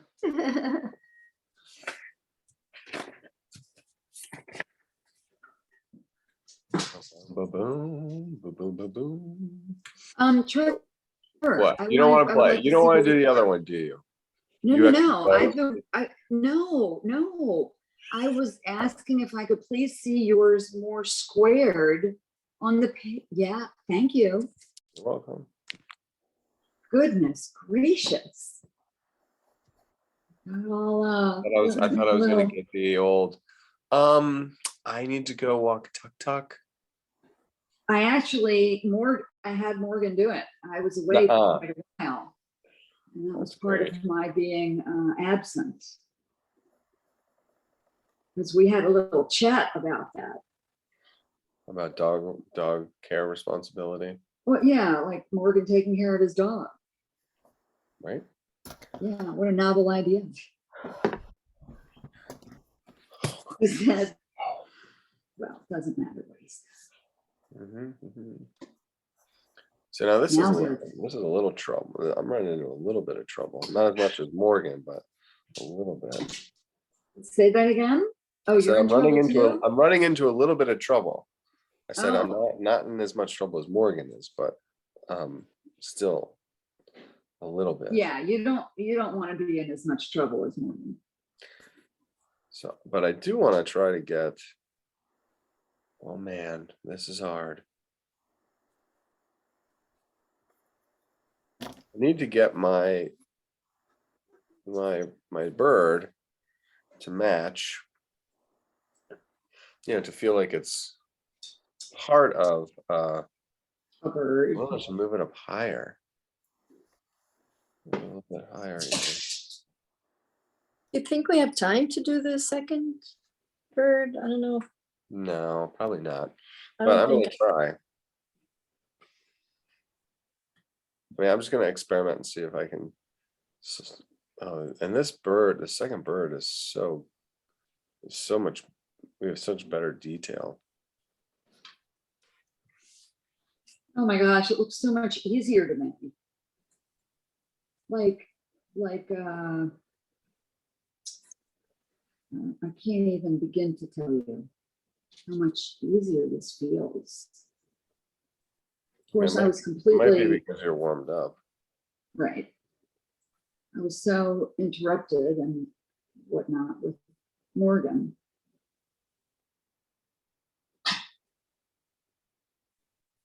Now I wish I'd used a bigger piece of paper because I can't really fit the other guy next to this one in any Yeah. Okay. reasonable relationship.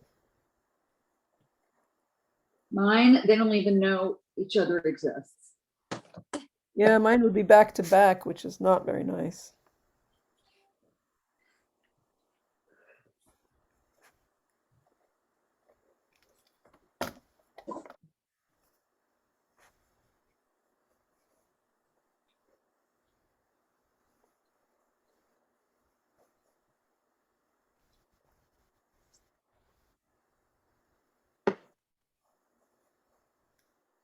Love the hair on this one.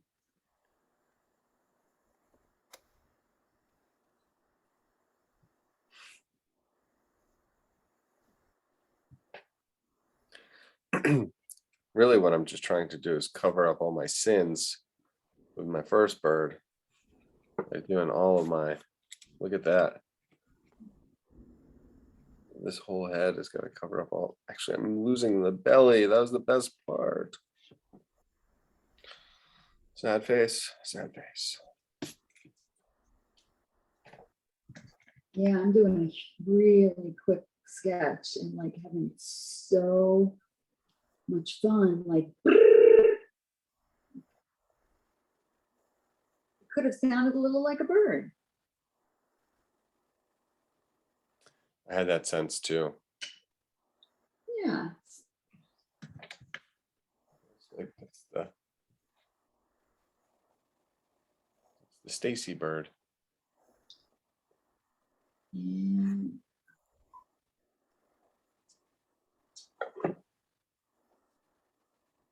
It's so interesting for I very rarely make drawings from this far away, you know, on the camera at least.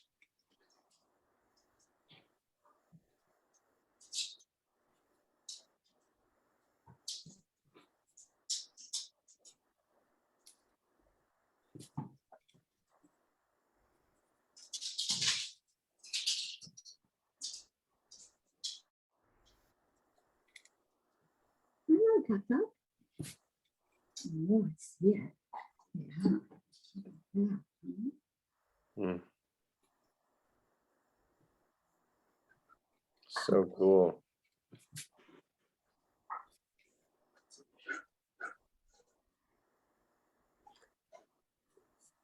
I just love how you can, there's really, it's so interesting because, you know, if you think about the body,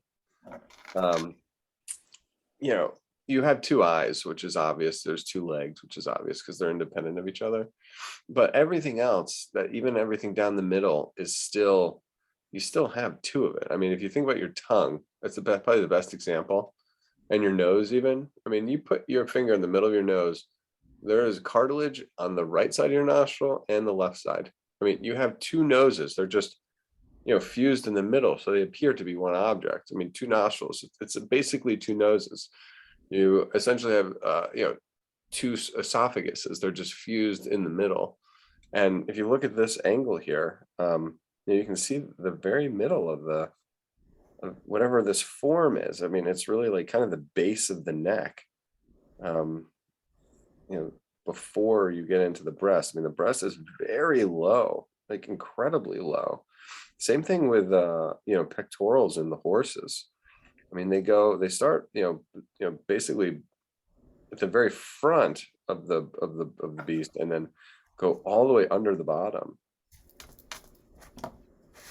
Just an interesting, you know, reframe of, you know, it is, I'm not drawing, it appears to be one solid orb, this brown speckled portion, but because of the growth of the feathers, you really do see that there's two separate forms on either side that are just, you know, quietly merged.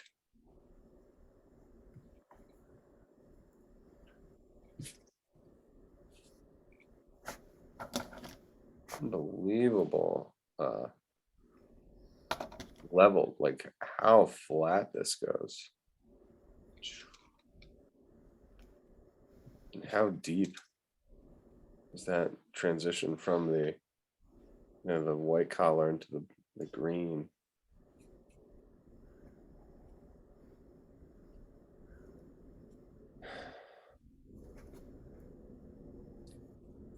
And I don't know how much legs this has. I feel like for independent study, it's probably got some good legs, but I don't know. Do we want to continue the this bird next week? I think we'll play it by ear, but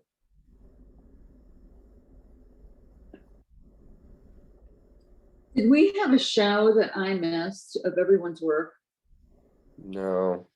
I gave a 2-minute warning and then I just started drawing.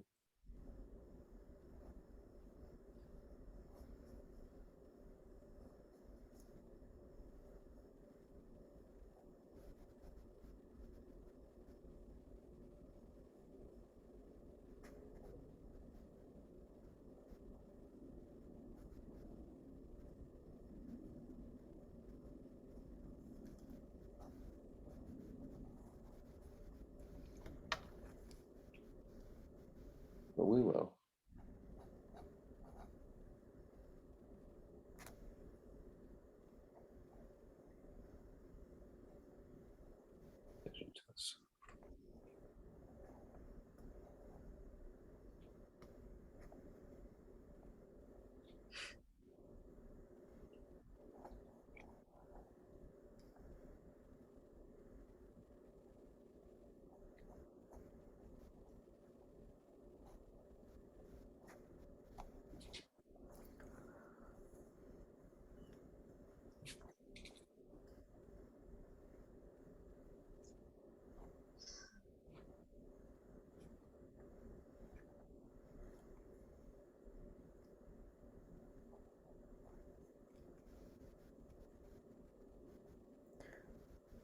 Very odd proportions. Yeah, and the forehead reminds me of is it a bottlenose shark? Certain shark nose.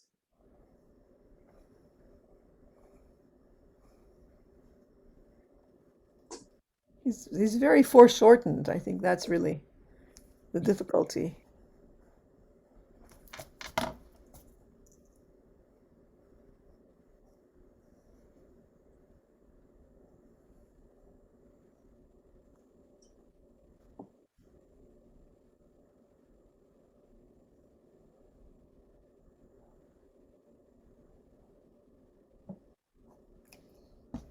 At least he's got something that resembles green.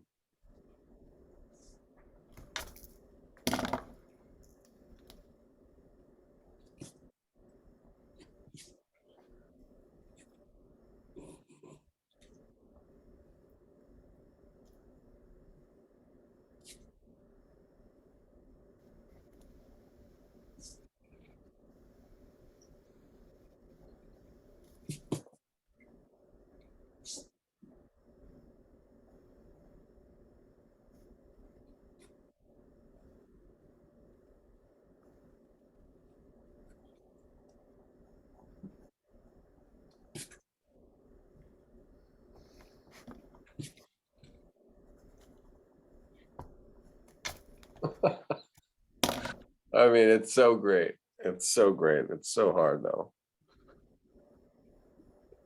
I mean, I guess it's not that hard.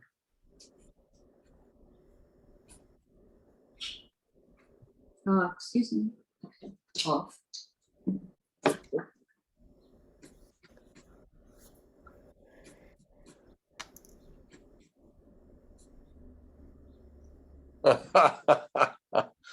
That guy's great.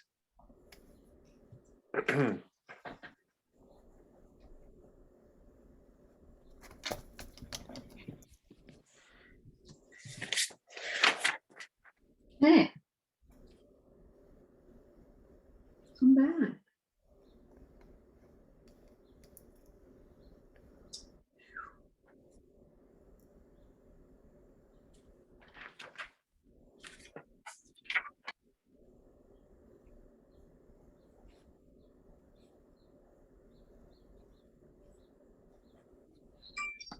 Excuse me.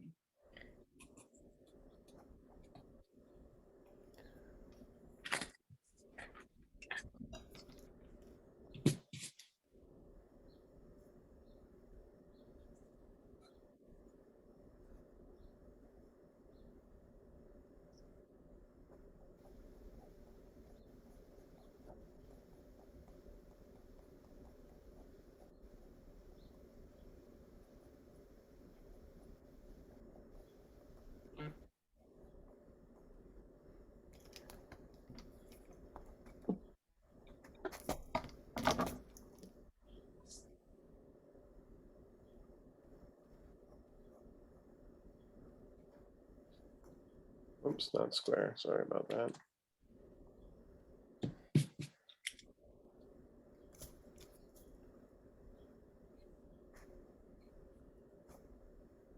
Oh, those feathers are interesting.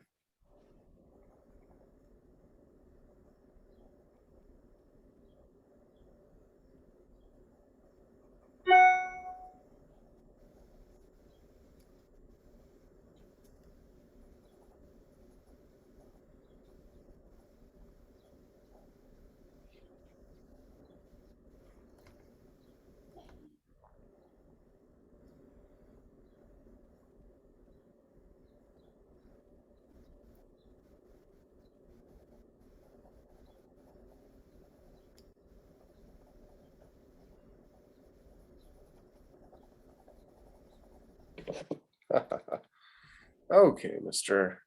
Or should I say Mrs. Oh wow, there's another one back there. Look at that guy. That's cute. So if I do that one up here, then I can switch over. I'll buy myself a little bit more room.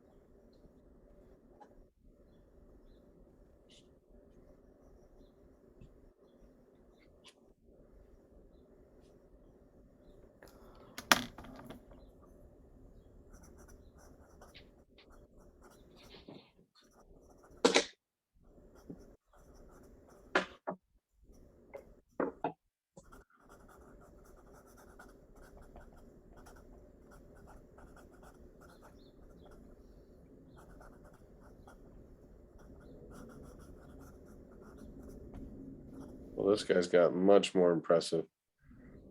The side view, this side view is amazing.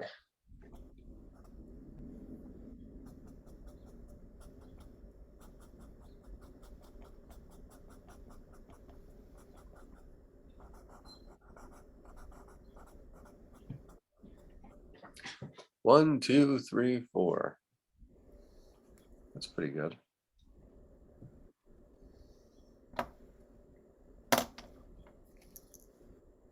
I'll crop this off right here.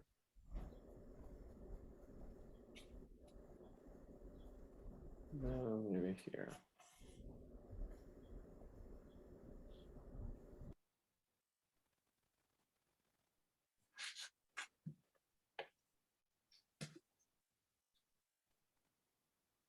There we go. Let's go back. See what's happening on our main guy.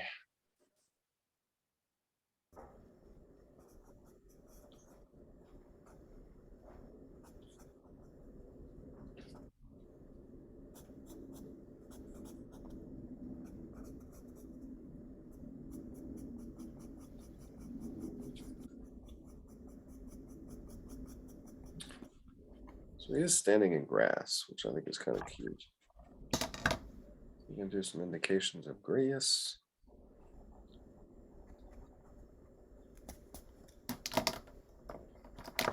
Belly is a light up against the dark.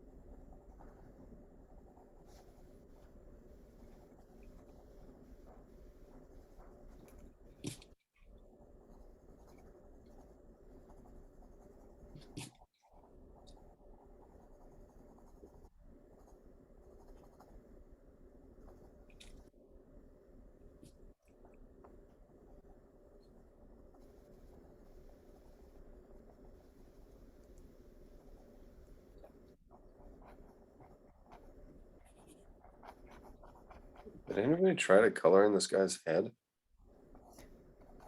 I'm doing it now. It's pretty scary. Yeah.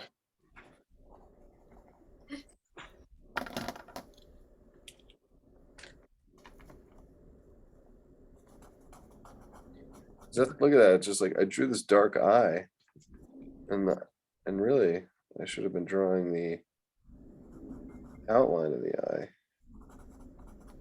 to save it. Highlight pupil.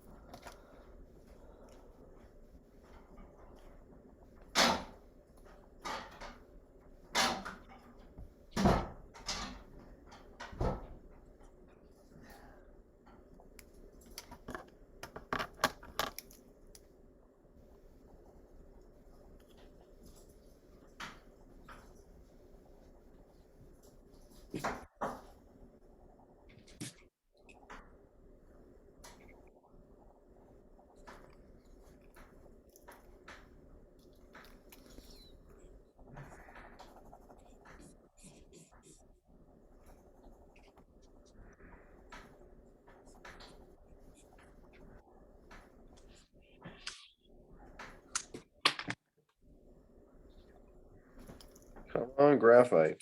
Do what graphite does.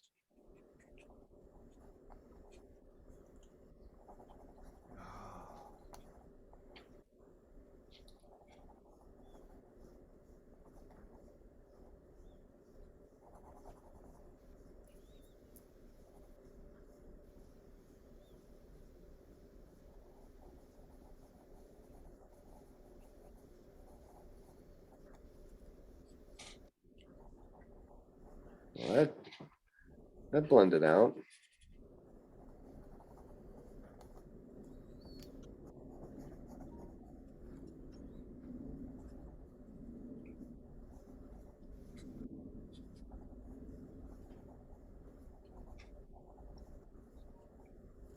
Yeah, that would be beautiful to draw that green.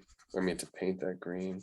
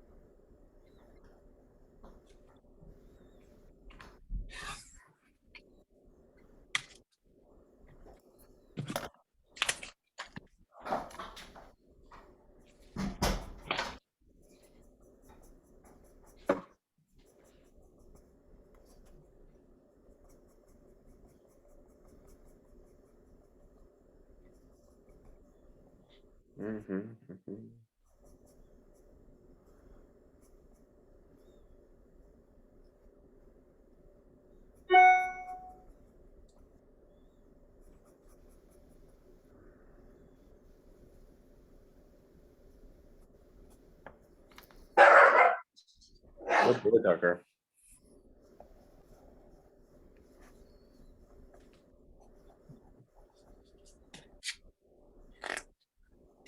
Bummer. I want all these reflections in here.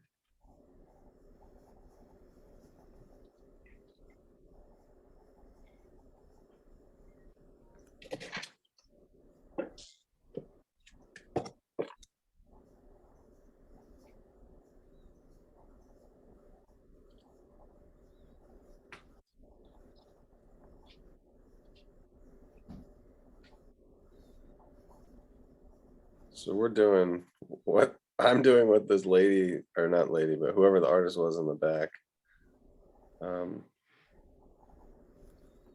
What they did. Let's see if I can hold that up. It's kind of funny because it's not that different than what I just did. Yeah, you have the one that's closer up, the one that's behind, and then another one off in the distance.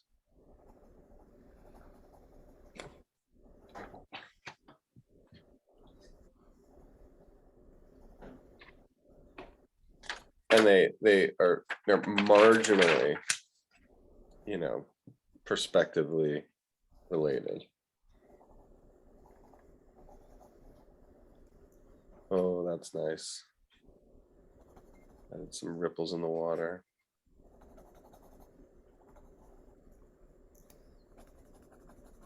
Some reflections. Beautiful inner feathers. Wow.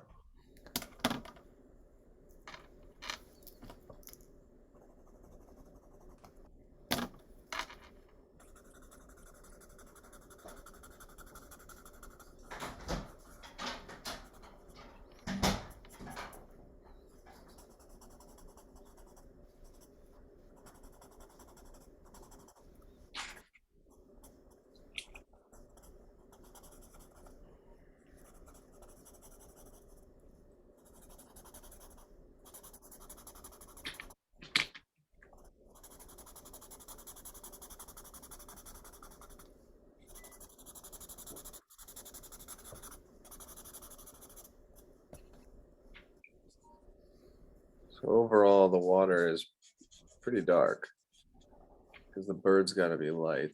Now, the shadow sides of the bird are clearly darker than the water. So the water is sort of a mid-tone. And then the bird is either black or white around it. Black here, mid-tone behind it. Dark on the top of that beak, dark on the front of the head.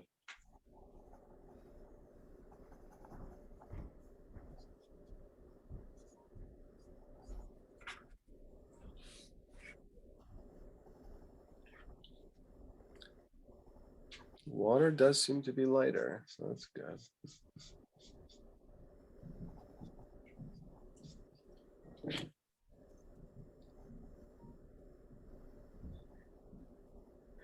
I like the symbol of the beach. I love painting beach. I guess that's what I mean.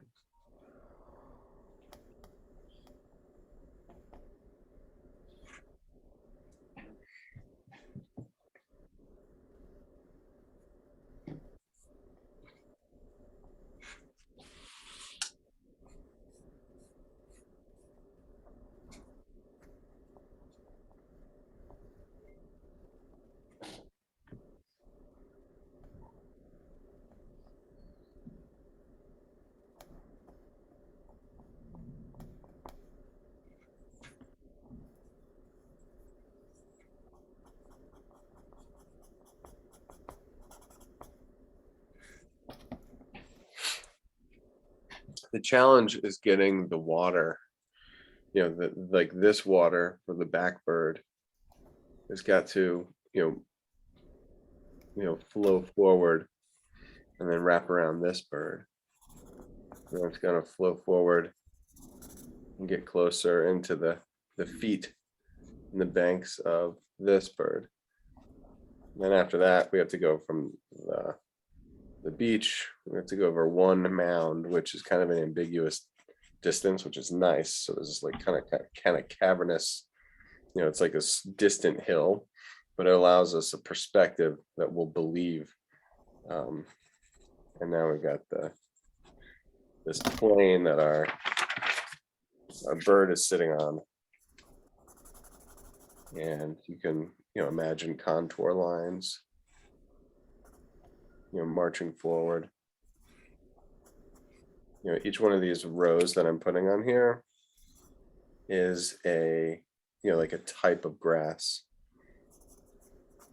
It can have its own kind of size and length or direction.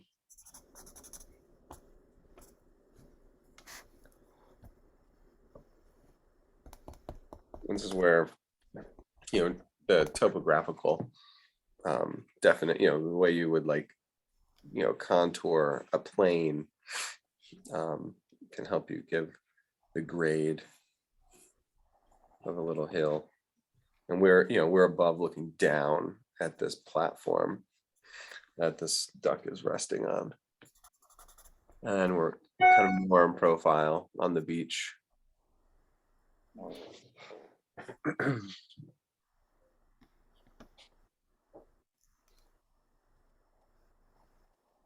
They're friends though. The photos are always, the orientation is always a little bit off, and that's what makes those types of these types of pictures a little bit awkward. Like hunting photos or just when you're using a composite, it always does become a little bit awkward.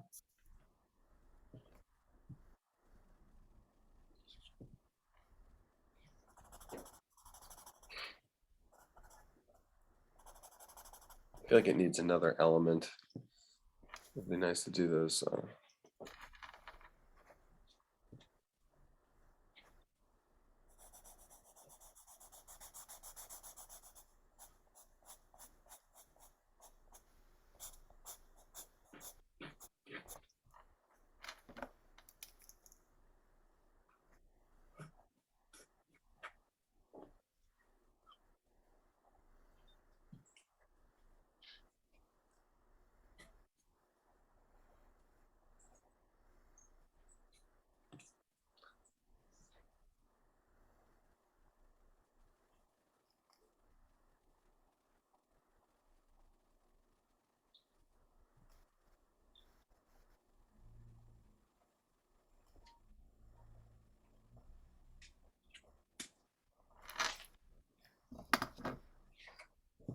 What else could he use?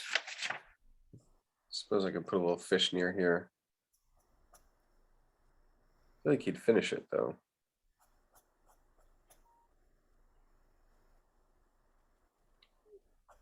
I feel like he just eats little fish. I don't think he hunts fish. Put a little shrimpy next to it. About a worm or two. Oh.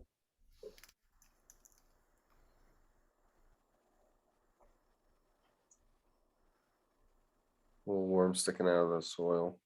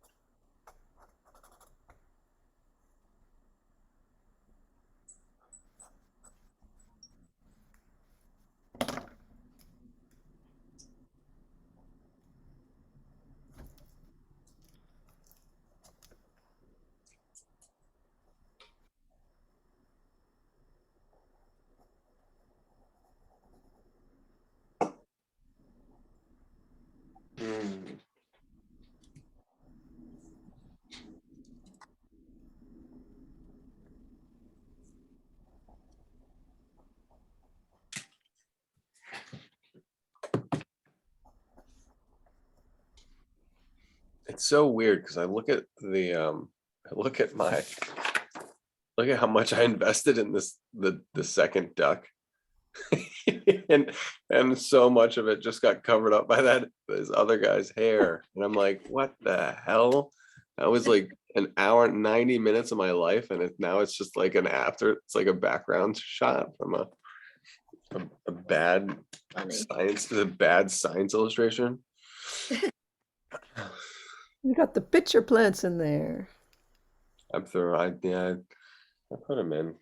And that's the thing. It's like, this is good. I mean, this is what drawing is for. I mean, to spend 2 hours putting it together to know that you're not going to waste 2 weeks, like, that's good.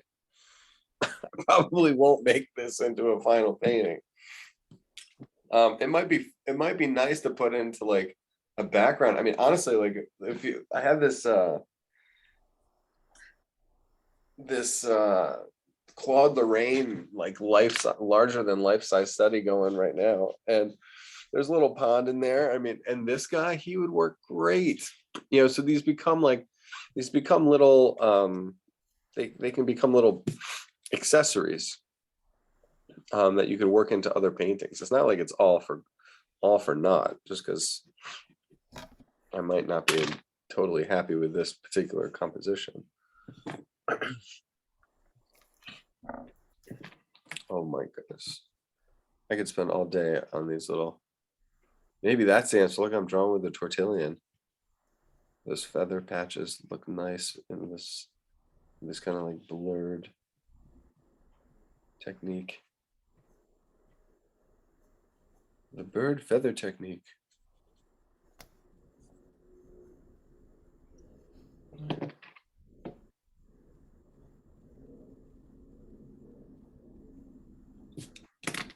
Bird feather.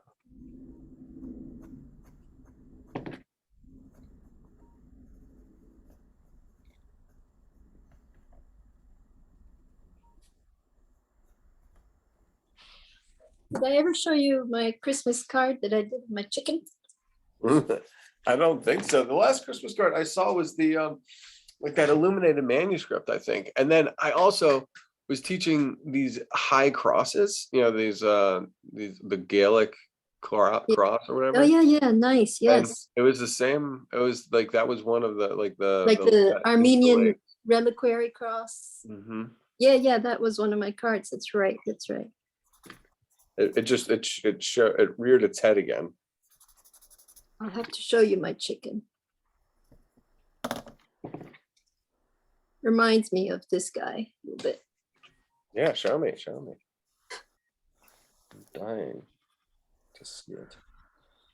I want to see some art. I've all been looking at my own sketches, and it makes me depressed. Make my life worth something, girls. Oh goodness. I need to see. I need to see that this duck is possible to be drawn. Here's my well. chicken. Oh my lord, that is amazing. Hold on, I'm stopping the share so I can see it close. Oh my, Right? oh my gosh, I love it. Yeah, will you please text That's that to me? beautiful. And that's how I got away from doing Beautiful. color. I chose one of my black and white chickens. That's great. Gorgeous. It's gorgeous. Yeah, that is beautiful. And you used it for this year? Yeah. Nice. Beautiful. Thank Can I see your Yeah. Yeah. red-breasted meringue?